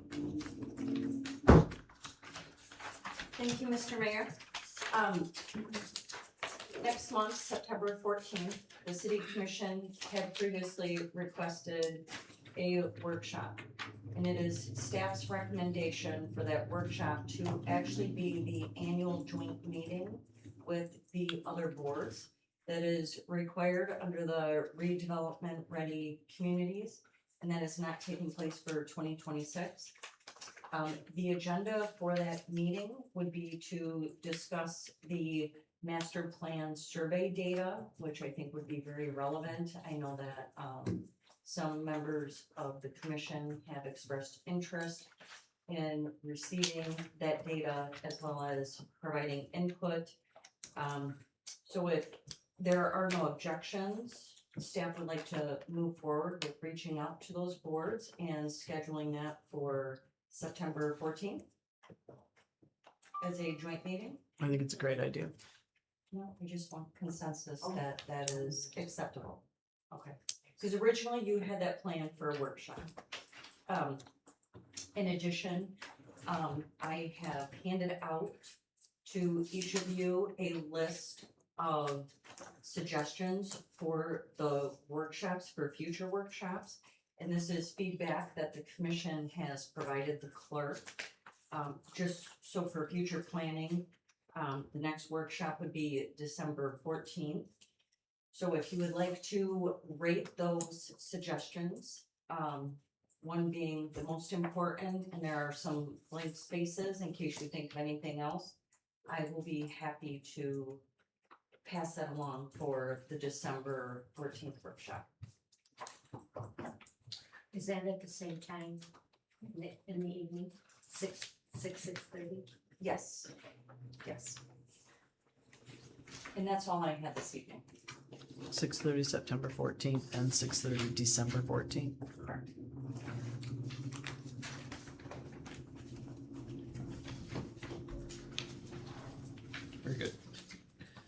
That brings us to I-1, the city attorney's report, written legal opinion. Yes, Mayor, I'd ask if there could be a vote, it's a 2/3 vote for a closed session to review written legal opinion. No action would be taken in closed session. Any action, if there were any, would be taken in open meeting. Very good. All right, we have a suggested motion in front of us. Mr. Mayor, Commissioner Glissman. I move to enter into a closed session at the conclusion of the regular meeting to discuss a written legal opinion as permitted under section 8H of the Open Meetings Act, MCL 15.268H, period. Is there support? Support.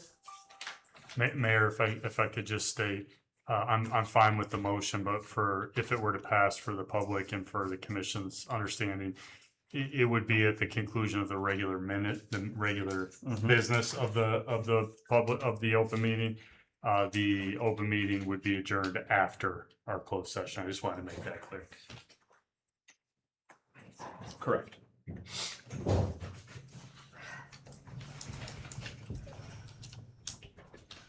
All right.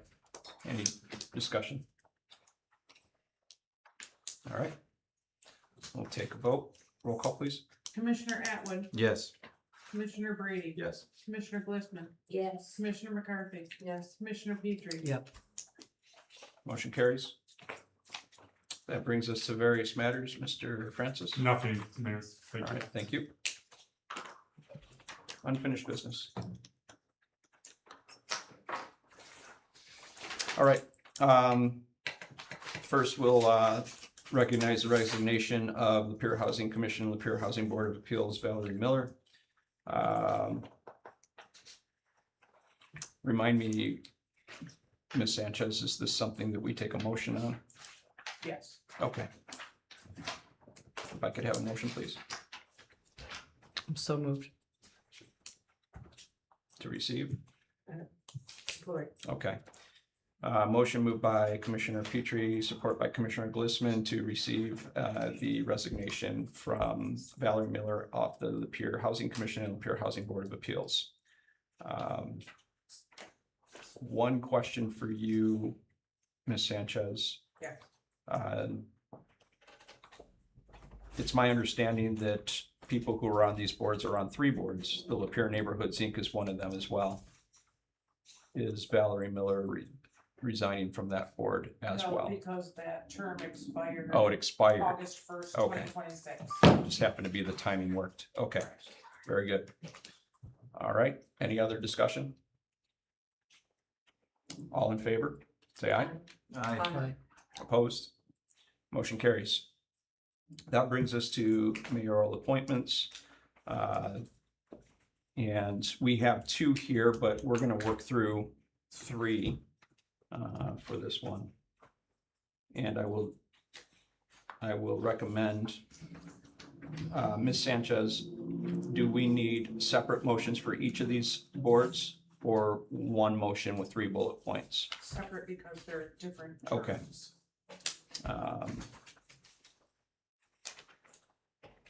Bear with me.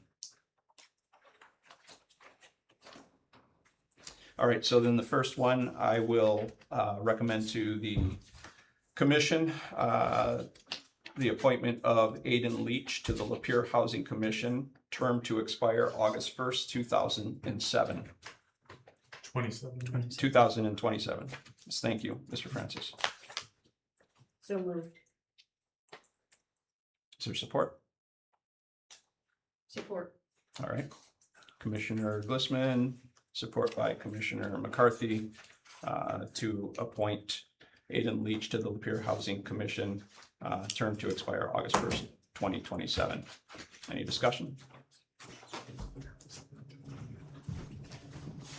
Mr. Atwood. Did you have a conversation with this gentleman? I did. I had multiple conversations with Mr. Leach. Has he expressed, I know his application, he may have not used the appropriate words. He said he's seeking to get started in politics.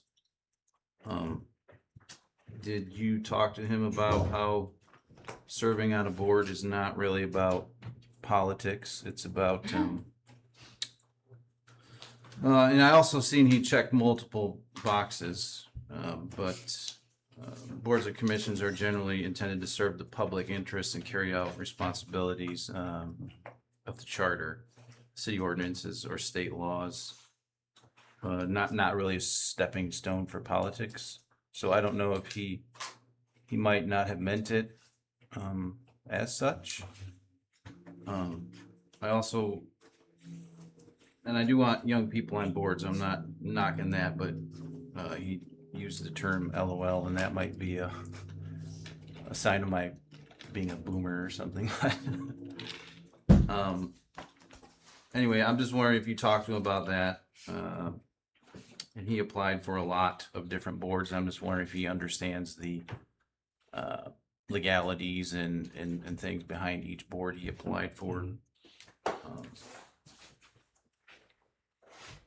Because I mean, housing is pretty important. I believe he is still in college. I don't know if he,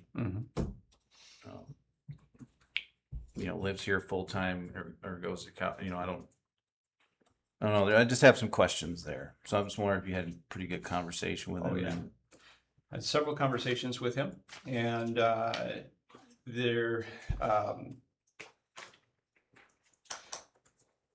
not going to share too many details because I don't have his permission to share certain details, but you're right. On his application, he talks about being in college.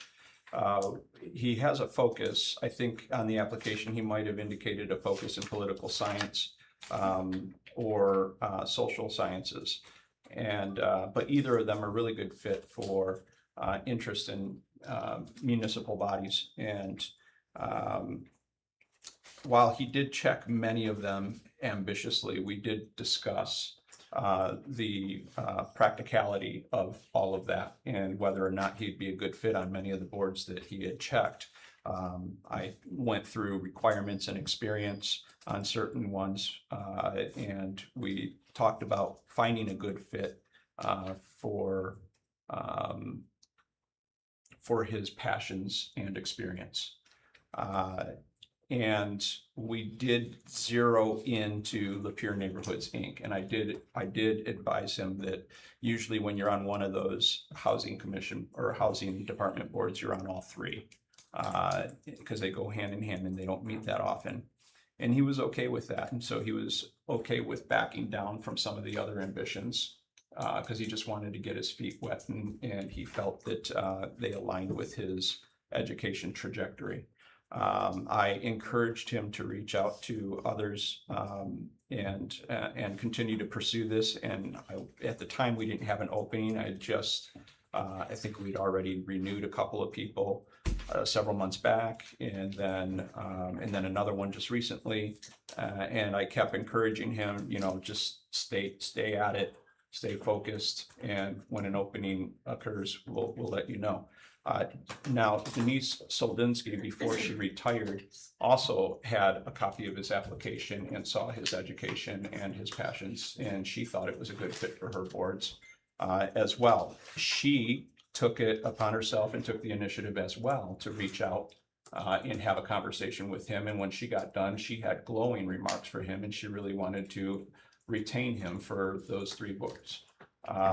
That got back to me. And then I spent some time after her retirement speaking with the staff at the housing department and asking them what they thought of the candidate, which they all had very positive remarks, and they were very much interested in working with Mr. Leach as well for their own various reasons. I spoke to two employees over there. So at the end of all of that process, I felt that in spite of what it looks like on paper with his age and lack of experience, that these were actually a really good fit compared to the other things that he had applied for. And I think it's really positive for both him and the city to have this relationship. So hopefully that answers all your question without divulging personal details of the conversations.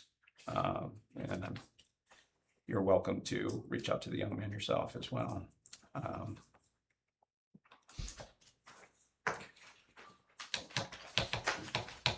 Any others? All right, with that, we'll take a vote on the specific appointment to the Lapeer Housing Commission set up August 1st, 2027. All in favor? Aye. Opposed? Motion carries.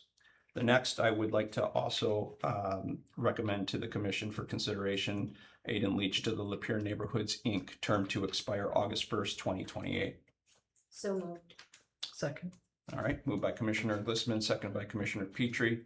Any discussion on this one? Very good. We'll take the vote. All in favor, say aye. Aye. Opposed? Motion carries. And then that brings me to the last one, which is the Lapeer Housing Board of Appeals. I'd like to, I don't have a expiration date on this one, term to expire.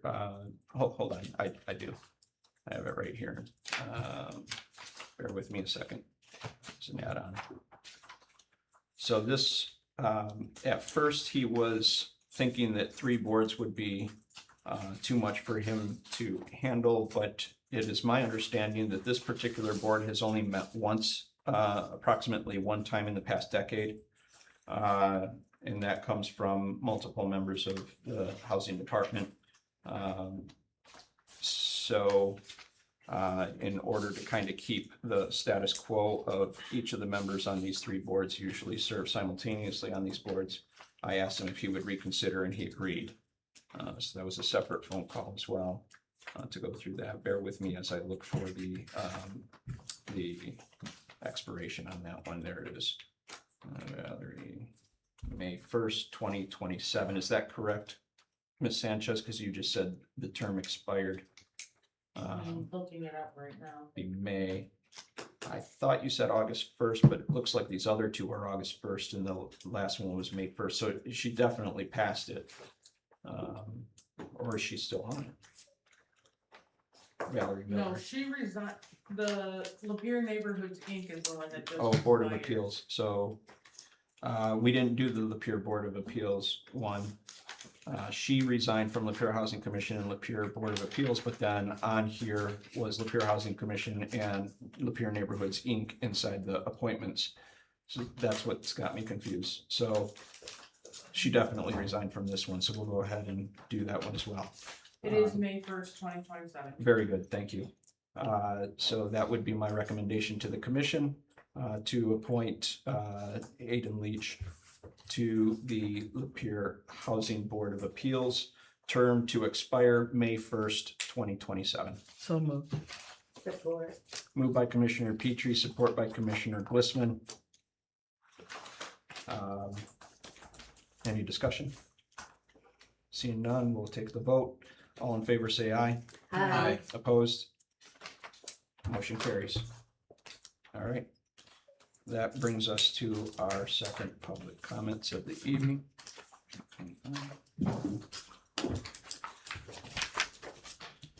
Same as before, if you please raise your hand, recognize you to the podium, and you'll have 3 minutes. Timer will be running. Once timer, you hear the timer, you turn this over, please return to your seat.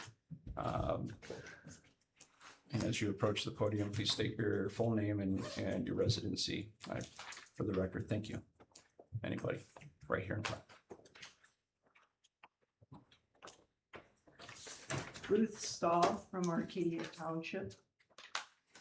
Hebrews 4, verse 12. For the word of God is quick and powerful and sharper than any two-edged sword, piercing to the dividing asunder of soul and spirit, and of the joints and marrow, and is a discerner of the thoughts and intents of the heart. Whether we believe it or not, the word of God is the only truth that we have on this earth.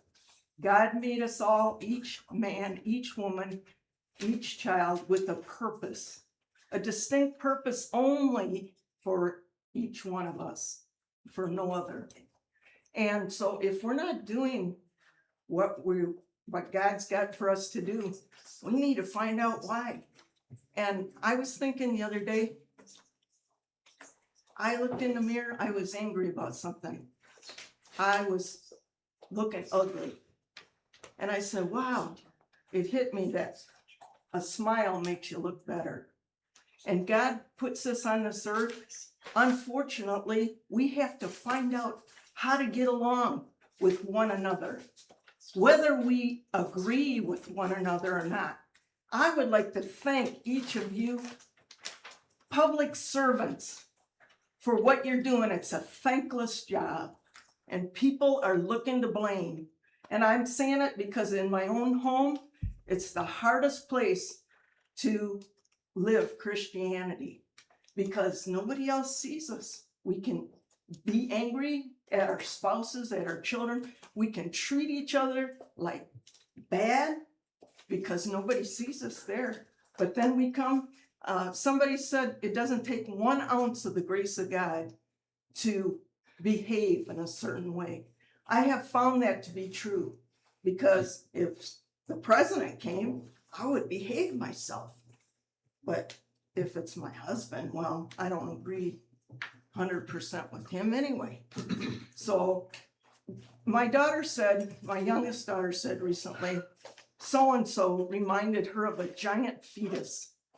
And I've been thinking about that because that person is 81 years old and acts like a baby and has to get his way and is selfish. And that's exactly what that is, because a baby is so dependent, in the womb is so dependent on that mother. And so I just want to say to all of us here, let's find a way to get along with our fellow man, because God is paying attention. It says in the scripture, he's writing a book about your life. And when it comes to Judgment Day, you're going to have to answer for the way you treated your fellow man. Thank you. Thank you. Any others? Right here on the end.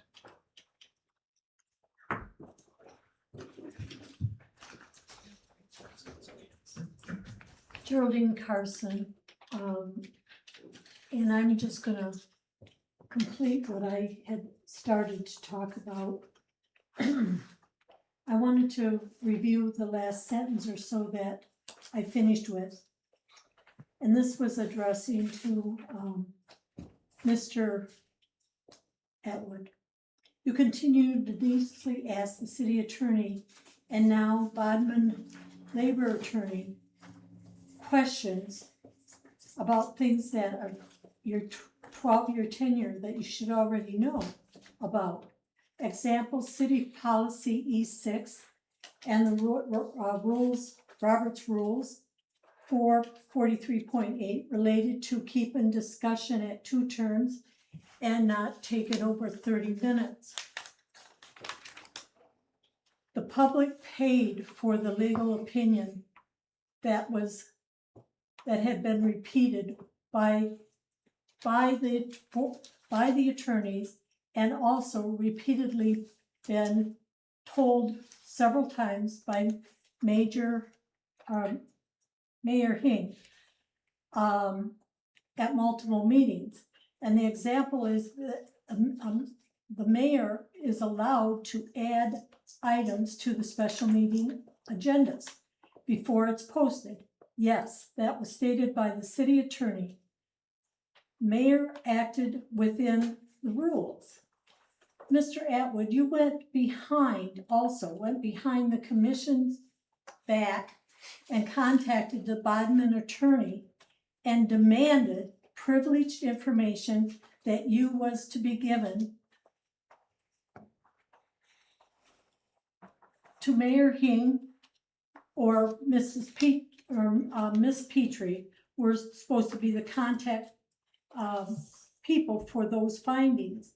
The findings were that to be reported in full to the board per Mr. Bodman and in a privileged session under this, under the law, it is a state law that they should have been going through by law. He could not give that information. And you are trying to undermine that. Why? you were told that, and I know that, by Mr. Bodman, the attorneys, that you don't have privilege to that information, and it was discussed in the meeting on several occasions when I was here, and yet you went behind the commission's back. Thank you. Thank you.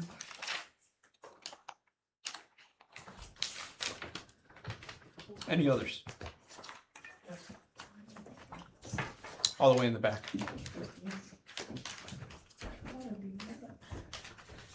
It's always interesting to me when I have my hand up first and you take someone else, but at least I got it this time, right? So speaking of Christian love, Blissman, I'm just feeling so much from your household. First the voodoo comment, and now your partner or husband, I'm not sure, his comment. I would actually really rather be in Metamora swimming tonight. That's what I would have done after work, but I see an issue here, and that's why I keep coming back. So, and as people talk about, you know, people from outside of the city coming in and talking, and again, I did live here and pay taxes for 10 years. Who contributed to Mayor Hing's campaign? Kerry Coleman, who lives in, I think Deerfield Township, $800.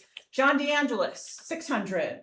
Jacob Leroy, $100. Peggy Brodsky, $300. A whole bunch of other folks. Kelly Bales, a bunch of library folks did. And gosh, we got a library vote coming up, so I wonder if they expected something in exchange. But today I want to do kind of a general PSA. Because a lot of people today understand the concept of enabling. And this is something I had to struggle with in my life, that perhaps I enabled someone. And it is a very hard thing. Because there's one thing if someone has a problem, but then there's 3 of you up here enabling harmful actions to this city. So McCarthy, at the last meeting, you made some comments about Atwood and Brady making a narrative. I'd appreciate if you look at me and pay attention to what I'm saying. Try to hear what I'm saying, McCarthy. You say that they're making a narrative, trying to create a narrative of a hostile work environment for Womack. No, and we're all just believing that, right? No, we see it every meeting. We see it every meeting, and we're not brand new here. We were watching before. You were brand new when you came in, and maybe you challenged Womack in ways that he didn't find appropriate for you as a new city commissioner. Perhaps, I don't know, I wasn't there, but perhaps there were some things you did that caused him to bristle if he bristled. But just know that there are people out here in the public. We have life experience. We have sometimes formal education or even casual, just again, life experience. We've seen domestic abuse. We've seen controllers. We've seen cluster B personality disorders that perhaps you don't recognize right off like I can because I grew up with someone who had one. So, you know, I sent you guys an email and urged you to do some research, urged you to do some learning, because you violated my boundary again, because Petrie, I'd asked you not to approach me after meetings, and after the, you know, forgot which meeting it was, you approached me. And I asked you again, please don't do that. There's some stuff that the 3 of you don't recognize that thousands of people around the world now are recognizing. So maybe think about that. Why are you enabling someone's really, really bad behavior? And it is a hostile work environment. Those of us who've had normal jobs know that. And I would think that the 3 of you have been out in the work world, right? How would you have reacted if your boss treated you the way that Hing has treated Womack? And nobody stepped in and said, hey, you just told him don't speak unless spoken to. How would you have reacted? Would you have been able to do your best work? Thank you. Thank you. Any others? All the way in the back corner. Yep. You. That's okay. Hi again, Gerald, city resident. So I'm stepping up here again tonight to address the presentation that was held earlier during the public comments. To be clear, I'm not standing here as a cannabis user, an advocate, or a cheerleader. I'm standing here as a resident who cares about facts, logic, and common sense. What was presented earlier wasn't local data about Lapeer. It was out-of-town political script designed to raise fear rather than solve problems. If we're going to make sound policy for our city, we need to look at the real picture. First, the reality of alcohol versus cannabis. Alcohol is legal, normalized, and sold on almost every corner. Yet, at scale, alcohol is tied to vastly more domestic calls, violence, incidents, emergency room visits, and fatal crashes. If we applied the extreme standards pushed here tonight to alcohol, we would have to board up every bar, restaurant, and grocery store in Lapeer tomorrow. Second, regulation versus black market. In 2018, Michigan voters made a clear choice. Before 2018, cannabis was already here in Lapeer. It was untaxed, untested, and sold on the streets by illegal dealers who never checked IDs. Today, licensed local businesses check IDs, sell tested products, and generate tax revenue that stays right here to support Lapeer's services and roads. Third, facts over fear. Shaming legal businesses or pushing out-of-town political rhetoric doesn't make a substance disappear. It just sends Lapeer dollars to neighboring communities and drives money back into illegal markets. To the commission and the residents here in the room and watching, we shouldn't let outside political flyers dictate how we govern Lapeer. Our city rules are working. Let's stick to actual local facts, rely on real data, and govern the city with pragmatism, not fear. Thank you. Thank you. Well said. Any others? Back row. Yes.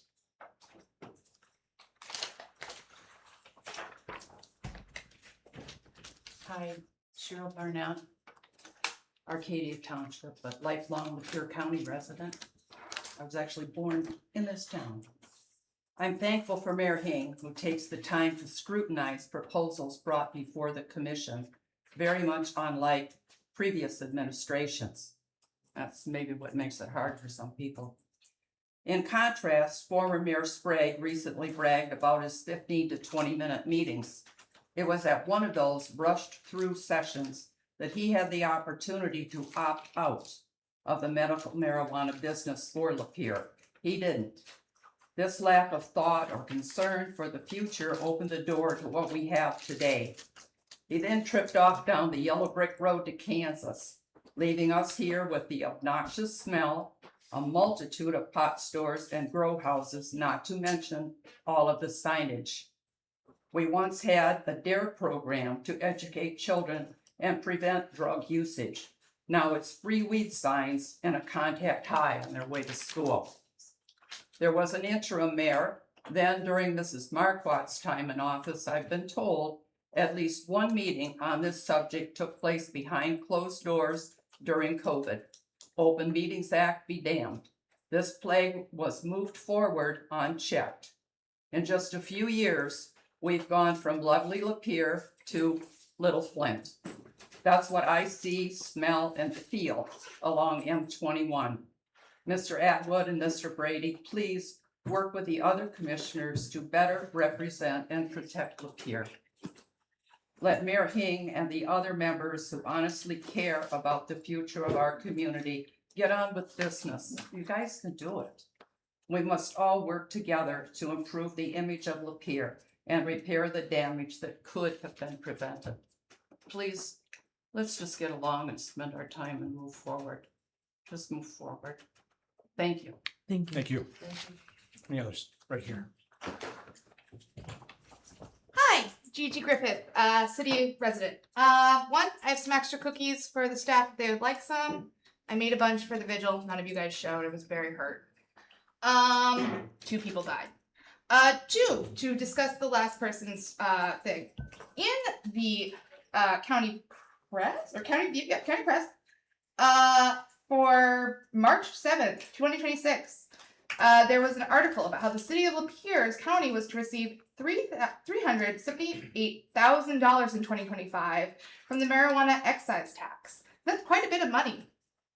We have made quite a bit of money from these legal businesses.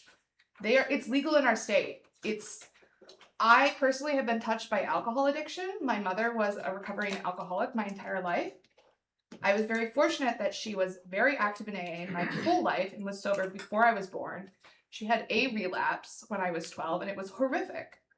Alcohol does more damage to families and lives than marijuana does. I personally do not partake. I don't care if you do, but I do think if we're going to have this discussion, we should look at the benefits as well as the smell, which is, you're going to smell that anywhere in the state of Michigan, unfortunately. I just also would really, really love to thank the staff here for all their hard work in getting everything ready and prepped and going through with early voting. I got to come a couple days ago for my early voting. It was a breeze. It was wonderful. I can't thank the staff enough. They were excellent. So were the volunteers who worked. I've noticed coming to these meetings, I as a resident am uncomfortable watching you guys fight. I cannot imagine what it is like to work here. I cannot imagine how uncomfortable it is to be in this building. So whenever I can, whenever I am baking, I try to make sure if I'm bringing treats downtown when I'm volunteering for the DDA or another function, I try now to bring some to your staff because I feel bad for them. Mr. Hing, I'm talking to you. Could you please look at me while I'm speaking? You are the mayor and you are in control of this. Everything comes down from you. How you act and how you are as a boss kind of trickles down. So when there's a hostile work environment and kind of that tension, I kind of have to look to you to guide us and to kind of either dispel that tension or to work through it. I just find it deeply uncomfortable. And I feel bad. I don't like worrying about the staff members of City Hall and other parts of my city. I don't like worrying about that. That's not something I should worry about as a citizen. I should worry about taxes. I should worry about millages. I should worry about what's going on at the library. Anything. Like what events are happening. I shouldn't have to worry if people are uncomfortable at work. Thank you. Have a wonderful day. Thank you.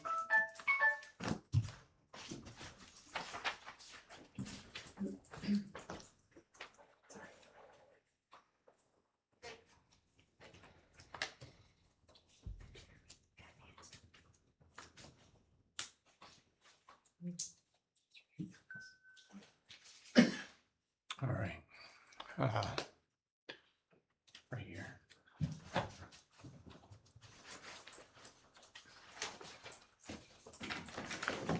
I would just like to say, I've been involved in government work. There's many differences and differences of opinions. I served in the minority.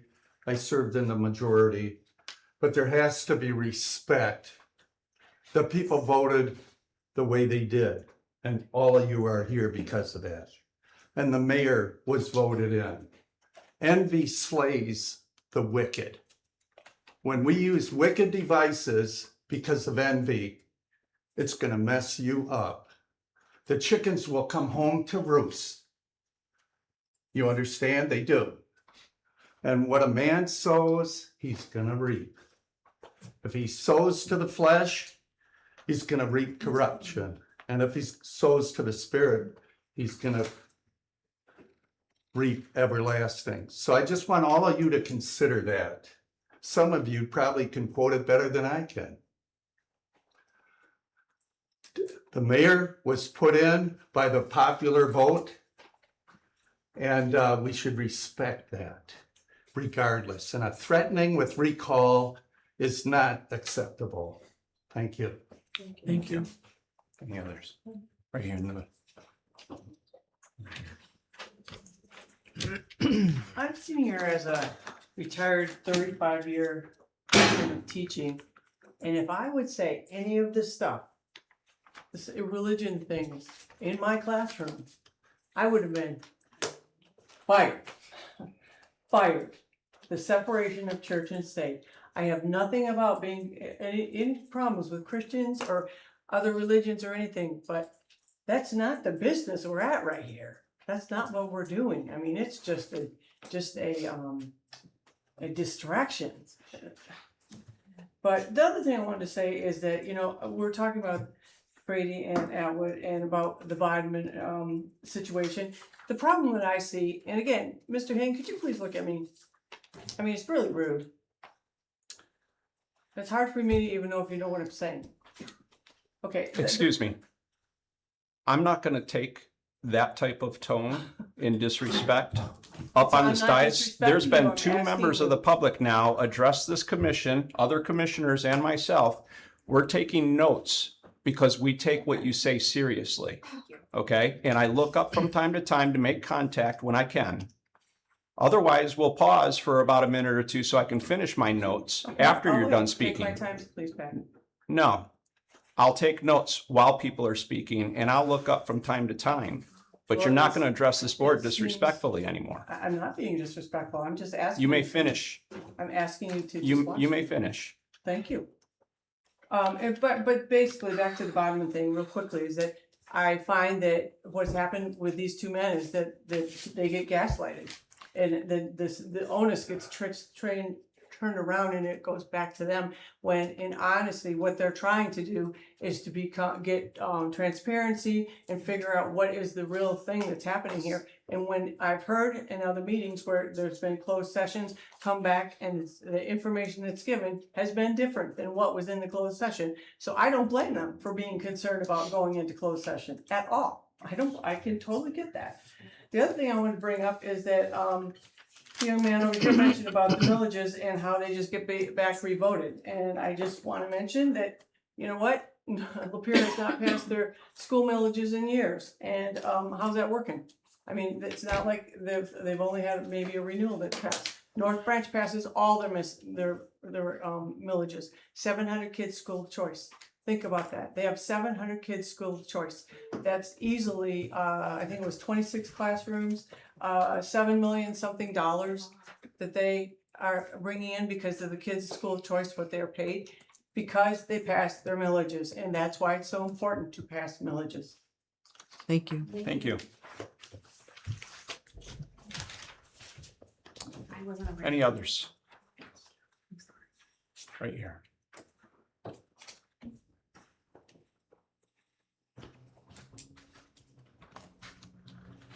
So I was gonna say the same thing about taking notes doesn't mean you're not listening. And I really think the way you got yelled at, Ms. McCarthy, was not very cool. Thousands of people around the world are watching you. That's an intimidating bully tactic. There you go. And an implication of domestic violence with nothing to back it up. There you go, another bully tactic. I've been the victim of it myself from these bullies on the library board, so I know all about it. These thousands of people that are watching all around the world, again, only the city residents are going to decide. So the city residents that are watching and listening, think about that speaker, the thing she said, the way she said it. Any proof to anything she said? No, it's bullying, intimidation. That's all it is. The speaker online praised #Lapeer for heading the recall effort. Where is #Lapeer? I've seen him here one time and he sent his son up to speak. So bullies sometimes are just basically cowards. Where is he? Why isn't he speaking here if it's so important? You won't see him. You'll see him, he's behind his keyboard. That's where he is. Josh Atwood, I was surprised to see you at the Republican Party. I was also surprised when you were given the opportunity to give the city commission report that you just stayed silent. You shook your head. I really thought it would have been a good opportunity for you to reach people that you don't normally reach, talk about your concerns, give the city report from your point of view, but you chose not to do that. Linda Glissman did, as she often does at the Republican meetings and other meetings. And I want to say, I think you're probably the most gracious person that I know. Despite everything, you always somewhere in your report remind people that they need to be kind and not critical. And I really do appreciate that. Thank you. Thank you. Thank you. Any others?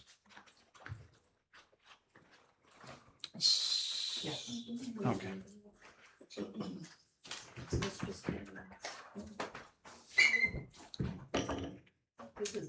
is a big responsibility. I trust you. I believe in you.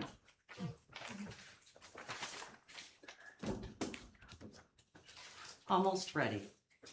Let me turn up the volume, otherwise they won't be able to hear you. Okay. Go ahead. Joey Ford, Attleboro again. Despite that teachers' disregard for the First Amendment rights of everybody and freedom of religion and freedom to express our religion, and a complete misunderstanding of separation of church and state, I would like to defend her and tell hey, you cannot viewpoint discriminate against her when she's speaking and interrupt her. Once you open up that microphone to people, you gotta listen. You can write your notes. In fact, I actually think it would be very wise. You get public record requests, like the things that he writes. So, like, whatever doodles that those are, like, I'd love to see what kind of artist he is. Fuck this guy. I would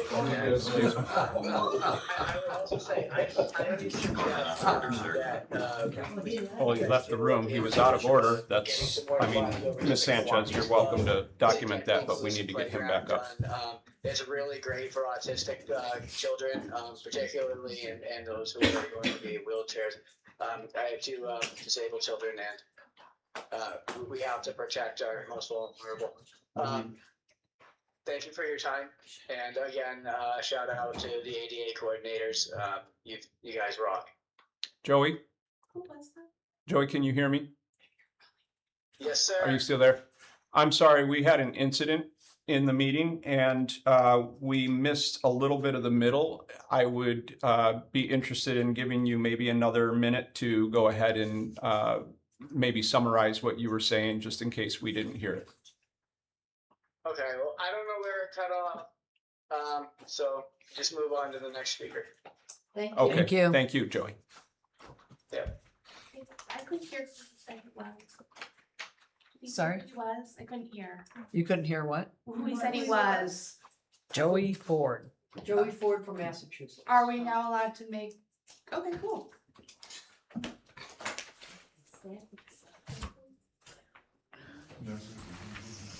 Sorry, I thought he was someone for the commission. I was like very confused. Okay, any others?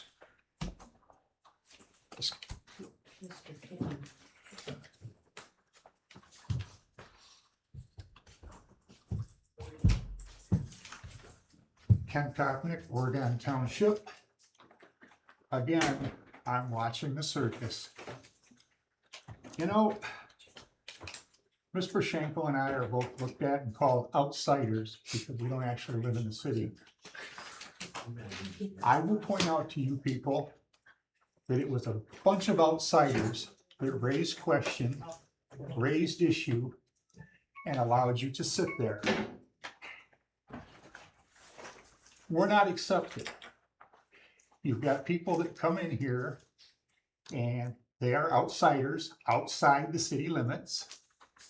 And as long as they have their lips pressed to somebody's keister, as long as they're attacking a couple of council members that somebody doesn't approve of, it's fine for them to be outsiders and come speak their piece. Again, you've got an ex-mayor that walks in here and says, you are the problem. You are the catalyst of it. It goes on and on.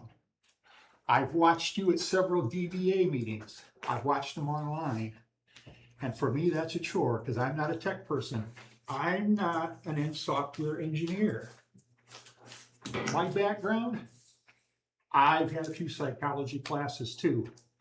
Psychology doesn't necessarily make you better at doing your job, but it can make you better at manipulating what you want done. And it will continue until somebody finally puts their foot down and signs the petition and does what needs to be done. Thank you. Thank you. Thank you. Right here.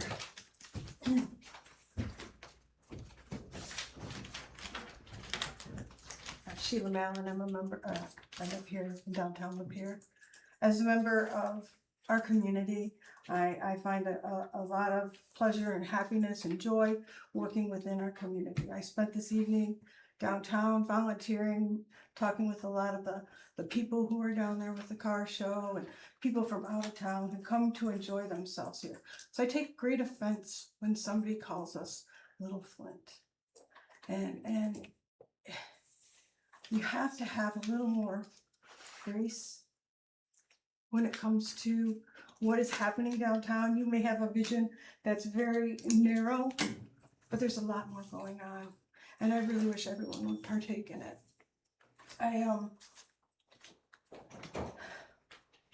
We are in this position right now because 3 people ran for the mayor position. You do not have a mandate in this community. You might want to think that Mr. Hing was chosen by all the people, but in reality, there was 3 people who ran, and only 18 or 19% of the people voted for him, and the others' votes were split between 2 other people. And as a result of that, we have Mr. Hing now to work with our board, and it is not a mandate. You do not have the final gavel call in this city. There are many more people who love this city and care about this city and want to see greater things. As far as believing, and I will say, I grew up in a family, a loving family with a mother, a father, 7 siblings. We went to Catholic school. I grew up with a Christian life. But what I'm seeing around this country today is not what I grew up with. I grew up with being kind to others, being grateful for what you have, spending your time lifting people up, not tearing people down. And it's a sad state of affairs, what's going on. So everyone, I appreciate what Christianity means to you. I do. Everyone has grace to believe in what they choose. I don't take any offense to what you believe. You can address the board, not the public. It's not your turn to speak. No, it's not. She's correct, and But it's true. we had to correct someone else earlier. Yeah. I respect everyone's religion, but again, it doesn't belong in here. You are taking time from the work that needs to be done. You are taking time for the people who work in this position, because it doesn't need to be said. We don't need to be infiltrated with all of what you're preaching. So I'd like to see it put a stop to that and get on with business. Get on with taking care of lifting a city up, lifting the people up. Thank you. Thank you. Any others? Straight back.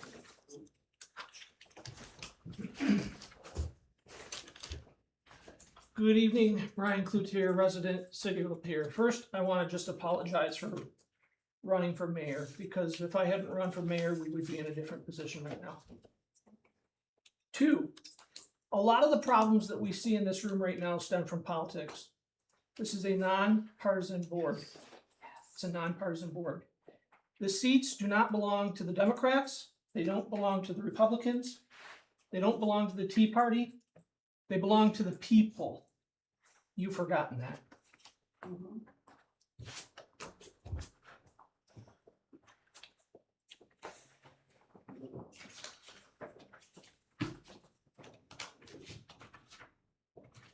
Any others? All right, seeing none, we'll close public comments. That brings us to closing comments for the commission. Mr. Brady. Charter section 4.5, I'm not going to read it all, I'll just read some snippets of it. Insofar as required by statute for all ceremonial purposes, the mayor shall be the executive head of the city. He shall have a voice in all the proceedings of the commission, but shall have no vote therein, except in the case of a tie. And he shall be the preceding officer of the commission. That was letter A. Letter D. Except as may be required by statute, the mayor shall execute only such power as this charter or the commission shall specifically confer upon him. The citizens of this town elected 5 of their fellow citizens to be commissioners. My main disagreement with the mayor is that he would like to put himself on as the 6th and most important primary commissioner of the board. You've heard it from his own mouth. I'm not delaying city business when there's just normal city business at hand. I'm not a problem. I'm not a problem most of the time. I just say, wait a minute, why am I up here to vote on something? Why is anybody going to ask me my opinion of the city business? I try as much as I can to make informed decisions and to sway my fellow commissioners. It's only the contentious stuff that comes from the desk of the mayor. Okay, it's the desk of the mayor. Early on, he asked for the city letterhead. That was a red flag. Okay. The mayor is not the authority of this city. He is, for ceremonial purposes, the guy who signs the papers. This body is the authority. Okay, and it's time for us to take back our proper place. And I'm already going to get some looks just from saying that, but that's okay. If the mayor wants to make appointments, he has to get commission approval. He can't just make appointments. He has to come to us and ask, do you approve? We are the deciding factor. If the mayor's not here, we still run our meeting. We don't require him to be here. In fact, the meeting that happened a couple weeks ago was fine. We missed you, but we have a mayor pro tem, and even if the mayor pro tem is not there, this body is the deciding body, and a minority is actually a good thing. Okay, I understand it looks like I'm being difficult because I'm in the minority, but if your ideas are so good, put them out there, let them stand.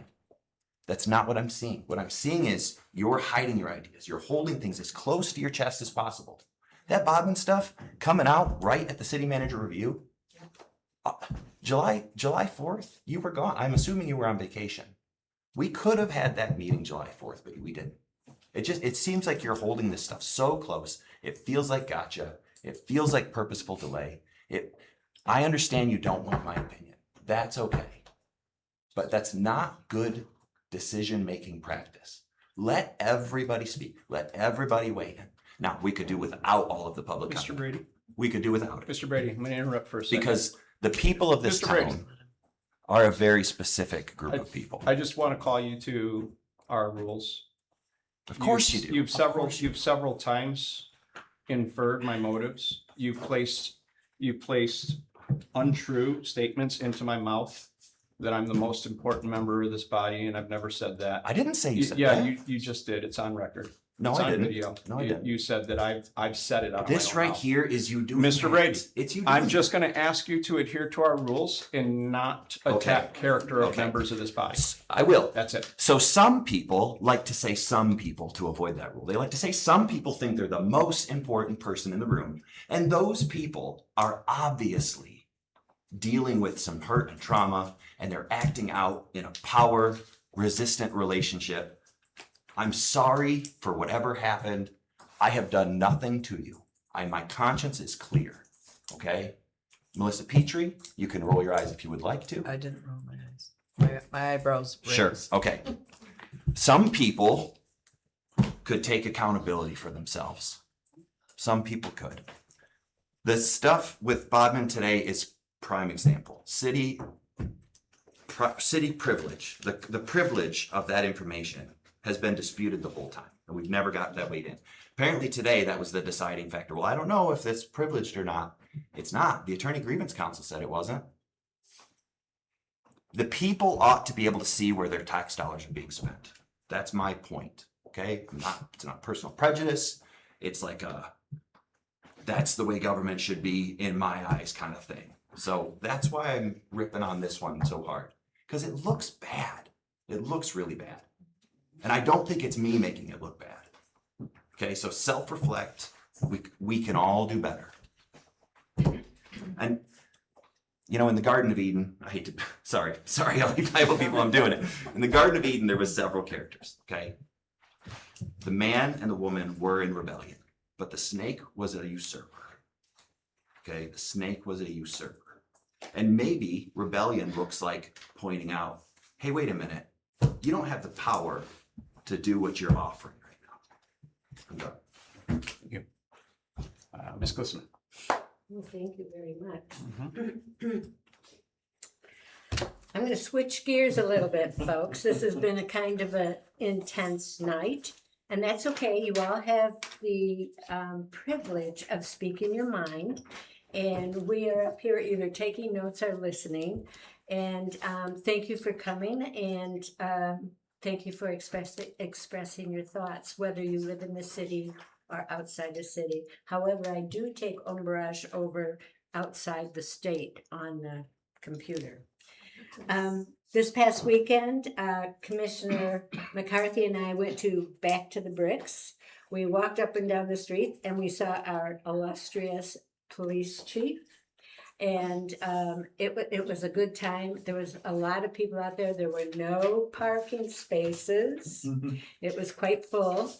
And I think everyone was having a really good time, and that's what I like to see, and that's what the city is about, getting outside, being with the community, which would be all of Lapeer County, being with the community, talking, lots of smiling faces, and the cars were really incredible.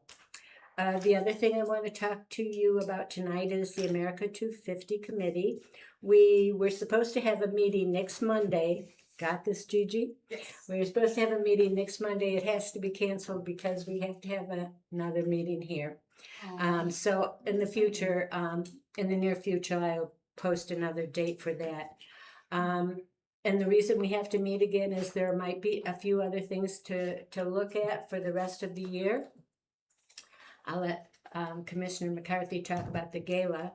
But on September the 11th, we will be doing another flagpole dedication. And I'm working on that agenda. It'll be similar to last time because I really like using the young people from the community. So we will have, again, a lot of people from middle school and high school and scouts there. So if the weather's nice this time, come out and join us and see when we dedicate the new flagpole that is on Nipissing down by Rotary Park.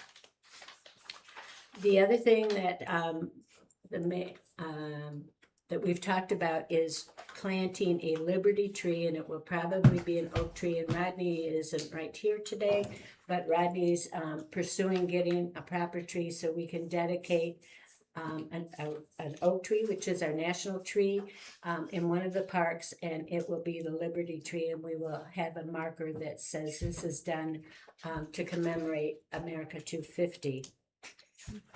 And so that the illustrious other press can get this, I'm not going to stop talking about the lilacs because next year we will have a lilac fest, even if we don't have a lot of lilacs blooming yet. It's going to start small, but I see that the artisans and the craftspeople in this city get an extra opportunity to bring people into the city so that they can sell their wares. I remember the first Art and Apples in Rochester. That goes way back when I was a brand new teacher. And it was small back then, and it brings in over 100,000 people. Now, I'm not asking for 100,000 people in the next 30 years, but I am asking for an opportunity for people to get out again in a beautiful city. What better than the springtime to start the year off with some activities and have a nice festival and see where it goes from there. We've planted, just recently, the guys told me that we had a donation of 20 lilacs, and they recently planted them. Now I'm asking you folks out here, we do have a 501c3 for the Lilac Project. Maybe you want to buy a lilac tree or bush for the city on one of the parks. So think about it, and I'm not going to stop talking about it. And you can call me Linda Lilac all you want, and I appreciate the pictures and those wonderful cartoons. Thank you. I'm done. Next. Mr. Atwood. Yeah, along with looking into given the stipend for interim city managers, I would also like us to look into sharing attorney-client privilege communications through the city commission portal that is on our website, as a way for us, the client, to get information that would act similar to closed sessions. If we were to divulge any attorney-client privilege, the punishment for giving out that information would be the same as you do in a closed session. That is stated multiple times in my email to Mr. Hing that I sent on 7/24. If anybody would like to see that, My email is on the website. You can email me and I will give you that. I will respond to your emails, unlike someone I sent the email to. On multiple occasions, I got nothing, I'm looking into this. I will ask, I got nothing. I got nothing when I emailed Mr. Graves, and asked very easy questions to answer that were not necessarily attorney-client privilege questions and answers. I can give you that email if you'd like, so you can see it in its entirety. Again, the commission has not waived us as being the client, and I find it very disheartening as part of the client. And I don't know how any client can move forward in any case with any attorney without having a conversation or any information given to the client is mind-boggling. Our attempts have been squashed. Motions have been turned down. I have a resolution prepared for tonight that more than likely would be turned down if I even tried to get it on the agenda. It's similar to what Mr. Commissioner Brady was asking for, only a lot more detailed and very, very pointed. And I state multiple times about the city commission portal on our website that is password protected, that commissioners have their own login and password. It's been used before. Again, whenever we hired an outside law firm, it was at recommendation of our city attorney behind closed session. And then we came out into regular session, hired the attorney. That attorney came and we had a closed session to discuss items. That has not happened. So if you are going to tell me I'm doing something wrong for trying to do my job, I guess I'm okay with that. I have no problems continuing asking for information because I simply do not have any information. And record after record will show I've asked multiple times. I mentioned it in December. It's a very vague motion. Why are we doing this? I've never had a mayor come to us and tell us that we need to hire counsel with such a vague information and not going into closed session. So been doing this for 12 years. I still learn. That doesn't mean I know everything. Okay. But when I say the process is not correct, I'm saying the process that has been taken was not anything I've seen in the last 12 years. And I can talk people all across the state. I tell them the story and they say, they did what? So if you want to, chastise me for doing my job, I'm perfectly okay with that. If you want the information, you want to see the email in the entirety, I will give you that. I'll give you the email I sent the mayor. I'll give you the resolution that I have written that would not pass, guaranteed. So if we please learn anything from this, can we get the information into the portal and figure out a policy to make that happen? So no sitting commissioner after me has to go through what Commissioner Brady and myself and maybe other commissioners up here. Spending money without knowing why is absolutely, it's not right. I'll just say that.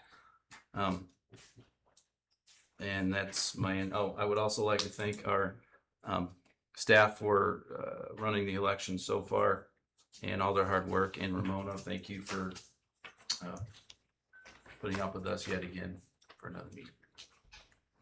And that's it. And also thank you, Kelly, for your stepping into the role. I appreciate it.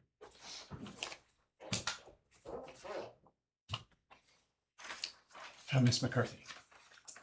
I had something else prepared, but I'm not gonna go with it. I'm gonna keep it short. First of all, let's talk about Back to the Bricks. It's fabulous.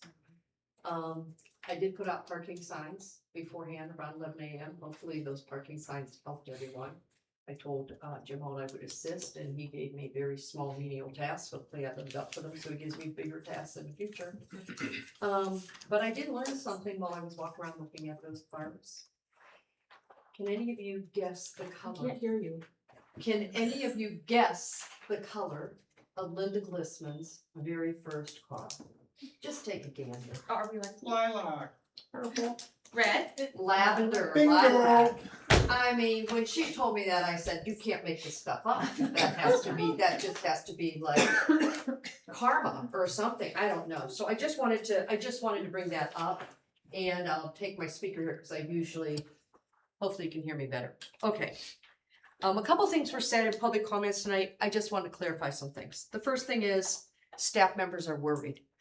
And I just want to clarify that we sitting up here in this dais do not have any control over the day-to-day operations of any employee that's here in the staff, okay? And our past mayor, who is highly thought of, he's shaking his head, you're right. If staff members are afraid of something, it isn't us making them afraid for their jobs, because we don't affect that.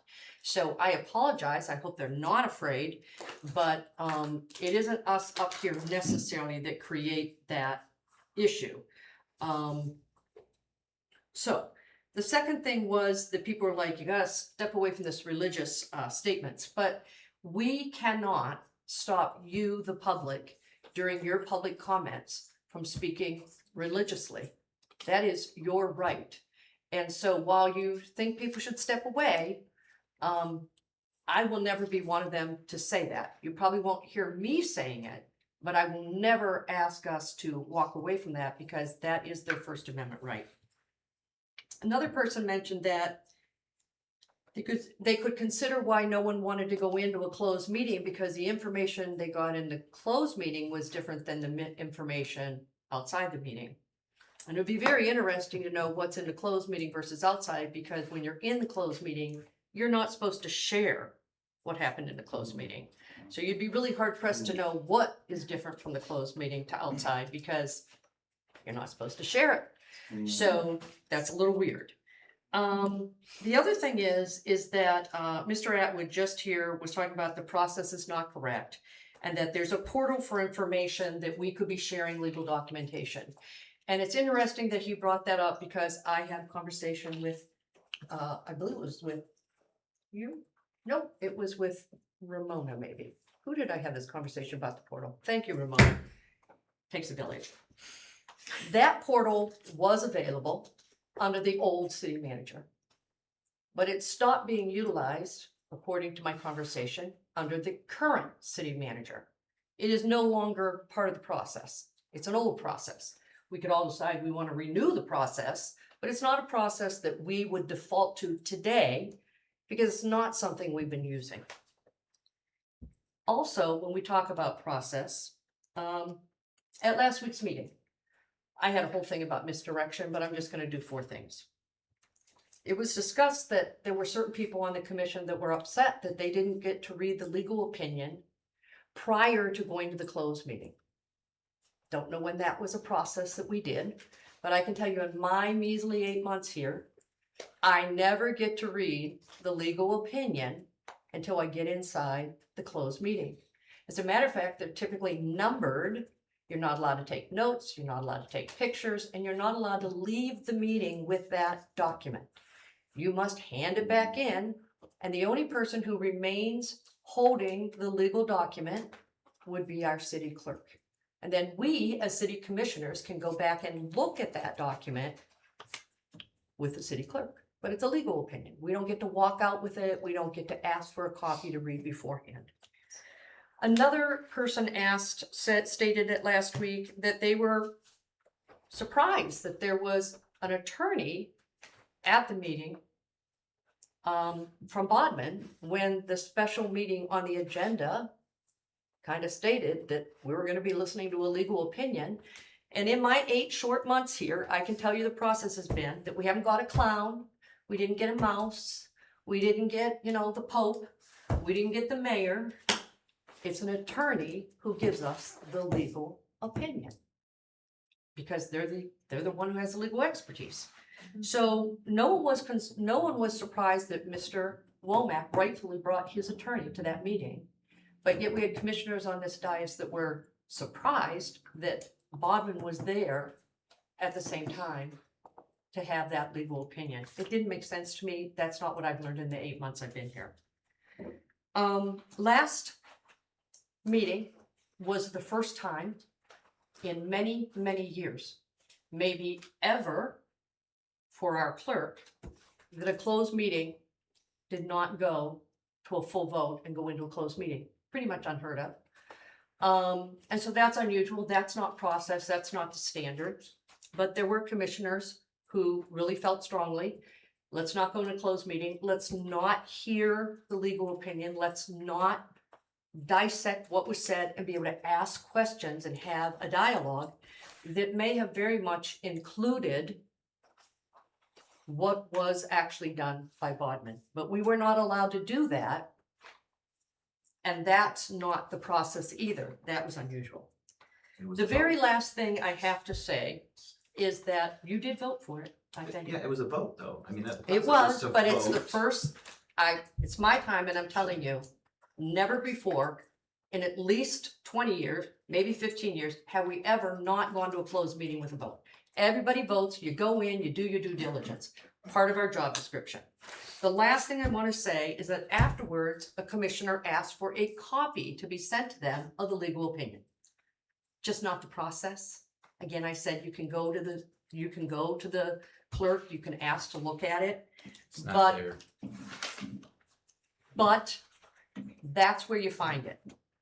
You don't ask for a copy. And then I had the audacity to mention that we got a leak problem.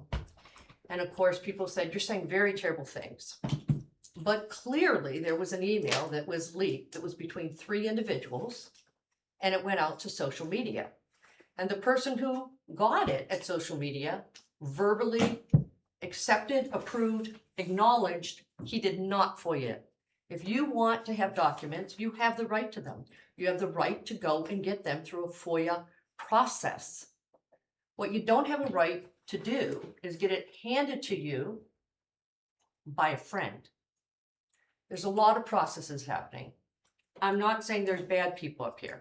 I'm saying we've got in a habit that we're so frustrated and we're so in our silos that we're willing to do anything. Anything counts to get the end result. All I ask all of you is to think about who benefits from all the chaos on this dais. Certainly not Mayor Hing, he's not benefiting. The 3 hags, the 3 witches, I was a monkey in one of them. I just have to say, whoever did that, I was a svelte monkey. Thinnest I've ever been in my life. And the one with a Hing for all worlds or whatever, I'm sorry that you were Gollum. But my hair was awesome.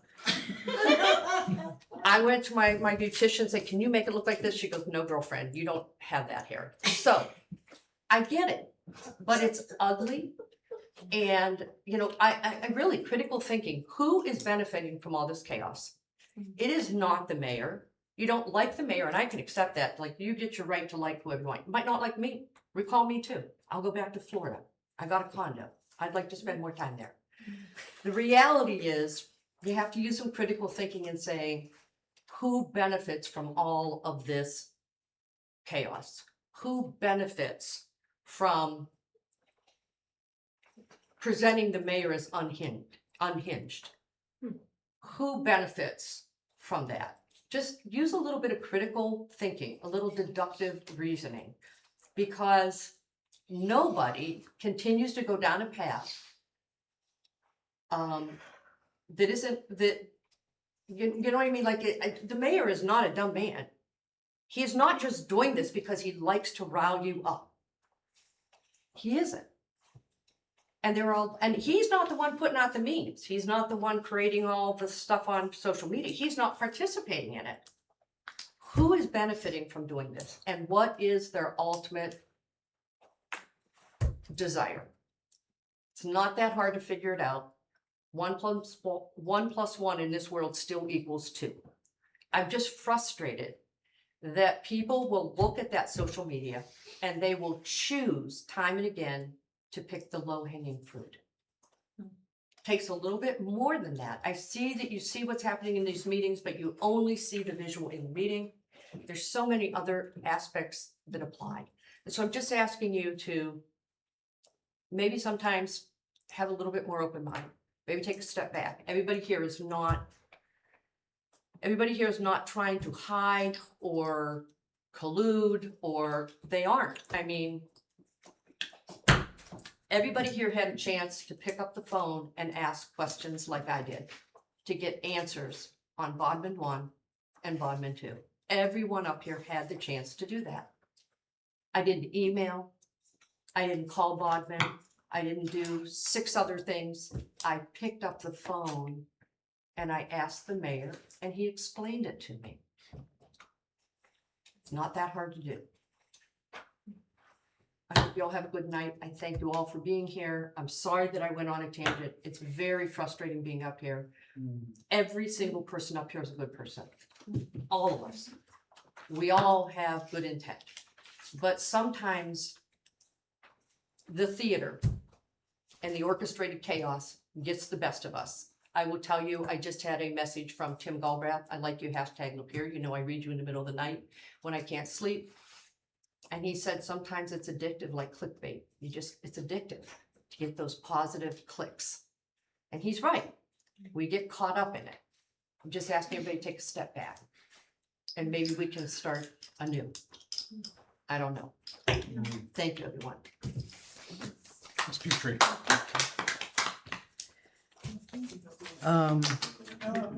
Ramona, thank you for working way too many hours and taking care of our election. And Kelly, thank you for stepping up and being our city manager. And I was taught, if you don't have anything nice to say, just keep it to yourself. And so tonight, in the state of mind that I'm in, I'm positive that I wouldn't have constructive things to say. So I don't really have anything to say. Thank you. Ms. Hannah, do you have any closing remarks? Nothing. Okay. All right. Well, it's interesting, Ms. McCarthy, some of the bullet points that you hashed out. It's, yeah, there's a lot of inconsistencies, contradictions, and there's definitely some underlying motive that we can't, well, I think the public can discern on their own. And those were things that I had noted throughout the evening, along with many other things, and they become the theme of our meetings. The comment in public comments about how the meeting went smooth, it went short when I wasn't here, which it did. You did good. But the public behaved as well. And we have over 1.5 hours of public comments tonight, not counting the 15-minute presentation. So pretty much 2 hours. We're at 9:30. We could have been done at 7:30. While it's important, and we do take very seriously all of the public comments that come in, and they're welcome. Some are more productive than others. Others just serve to tear people down. In fact, there was one comment that I believe the individual was making a chastising statement about all of us up here on the dais, about making statements about tearing people down while tearing people down. And I find that very ironic, that people can speak in contradictions while they're speaking. It's just so amazing to me.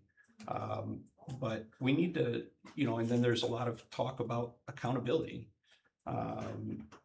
And the people who are saying it aren't taking accountability for themselves and the destructive nature of their comments. They're personal, they're attacks, they're mischaracterizing motives, and they're just all around hateful. And I just don't understand why. And then they talk about accountability, but don't take accountability. What accountability looks like is taking responsibility and owning the things when you make mistakes. And I have, and I get them thrown in my face a lot by the public, by members up here on this dais. One in particular was brought up a second time tonight, when I said to Mr. Womack that he had a right to speak when spoken to. And I owned it. I owned it when it was brought up to me the last time. And I publicly apologized to Mr. Womack. It was not the right thing to say in the moment. He was speaking out of order, sure. And simultaneously with two other individuals that were speaking out of order, and it got a little bit frazzling for me. And what I should have said was, you may speak when recognized by the chair, because he was out of order. My choice of words were hasty and firm, but I don't think that they were wrong either. But I own it, and I apologize to him. That's accountability. No one has apologized for their hate, their unproductive criticism, their tearing down while chastising tearing down. But I don't hold it against you. Since the beginning of my term, I have come under attack with no provocation, starting with a simple seating change that was within my authority as presiding officer, to the chagrin of Mr. Brady's opinion, along with other things he thinks I don't have. Mr. Mayor, I would call the you to the authority same to do. standard that you called me to. Agreed. And that attack without provocation continues, and it's continued without anyone being held accountable. Eventually, I began using the gavel. You'll notice that I haven't been so much lately, because even that has come under attack. I was using the gavel and calling firmly for order, which was well within my right and authority as the presiding officer, because as Ms. McCarthy had pointed out, there is a manufactured chaos that's happening, and there's a disrespect for hierarchy and order. Now, you may not care for my personality or my approach, but restoring order and respect to this table is exactly what I said I was going to do when I ran. I said that I was going to run on accountability and transparency, and those are the very things that I bring, while still being responsible with confidentiality and the laws that we are bound by. And those are the very things I'm attacked for and criticized for. Most of the criticism aimed at me comes down to personal attacks with no bearing on any political action, or they misrepresent facts. I've endured it without stooping to the same, and I will not stoop to it tonight. What troubles some people is not my personality, really. It is the accountability that I call for and the transparency I've brought to the circumstances that disregard our rules, and were disregarding them before I got here. They disregard our rules, our charter, and our code, and the law. And some of the things that have been uncovered also flirt with personal gain instead of public good. For some time, I've been aware of certain violations and conduct that does not belong in the city's government. And those things will become more and more increasingly into the light. I'm asking this whole commission to turn its attention to the well-being of our residents, and especially to the safety and fair treatment of our staff. That is exactly what the Bodman engagement is about. And it's not vague as it's been painted. It has been detailed. The motions were detailed. The motions were changed before they got to the agenda. And then I stated them clearly during the meetings. They weren't vague. We know exactly what we're paying for. That's rhetoric. That's framing. And for what purpose? For more chaos. The staff has endured this for far too long. Now, I don't hold any will, like I said, to anybody over these things. Much of what is said about me has already been answered time and time again in these meetings by my own words or by others, whether it's from the public or whether it's from the dais. But I ask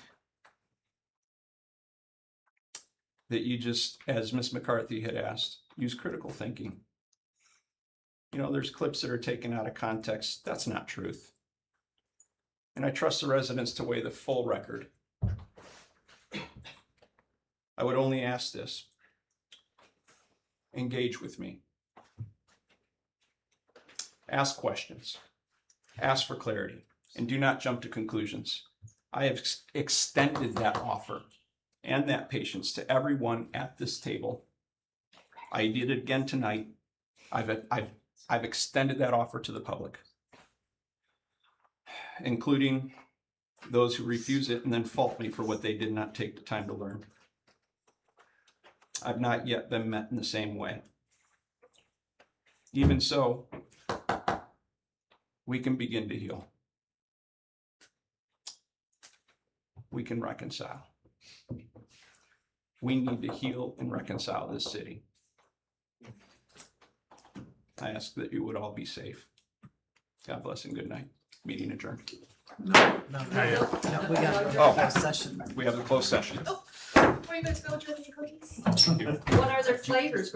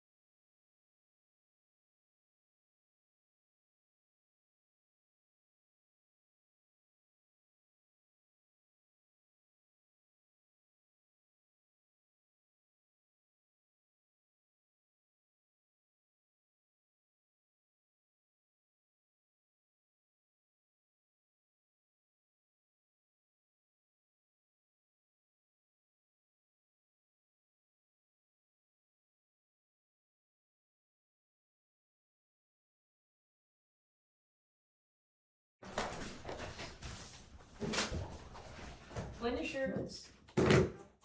Should you have to get it up to town? Thursday.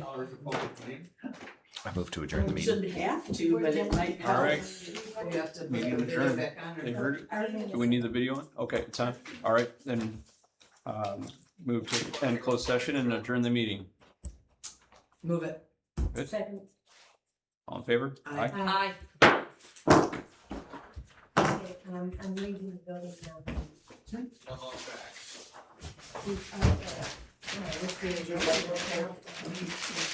Oh, I know, oh my God, both legs. I wish you did that. And I want you to be able to leave here shortly. and I really Yes. haven't. And I got to put on record back at my, desire I should drinking habits. I think, well, I'm here, flip that out of the, I'm coming down the stairs. I don't say that there's any. Kelly, Wanna ride down together, sunshine? No, I'm okay. I gotta, sorry. It was good talking with you. Yes. Sorry. Melissa, I didn't mean to just. Yeah, I'm not offended, I have a really thick old wrinkly Bye, skin. Kelly. Love you Yeah, guys. I just wondered. Good night. Yes, it is. There's your tip, Kelly, right there, your cup. No one's confirmed. For me? No. What, Yeah. which one? The parks thing.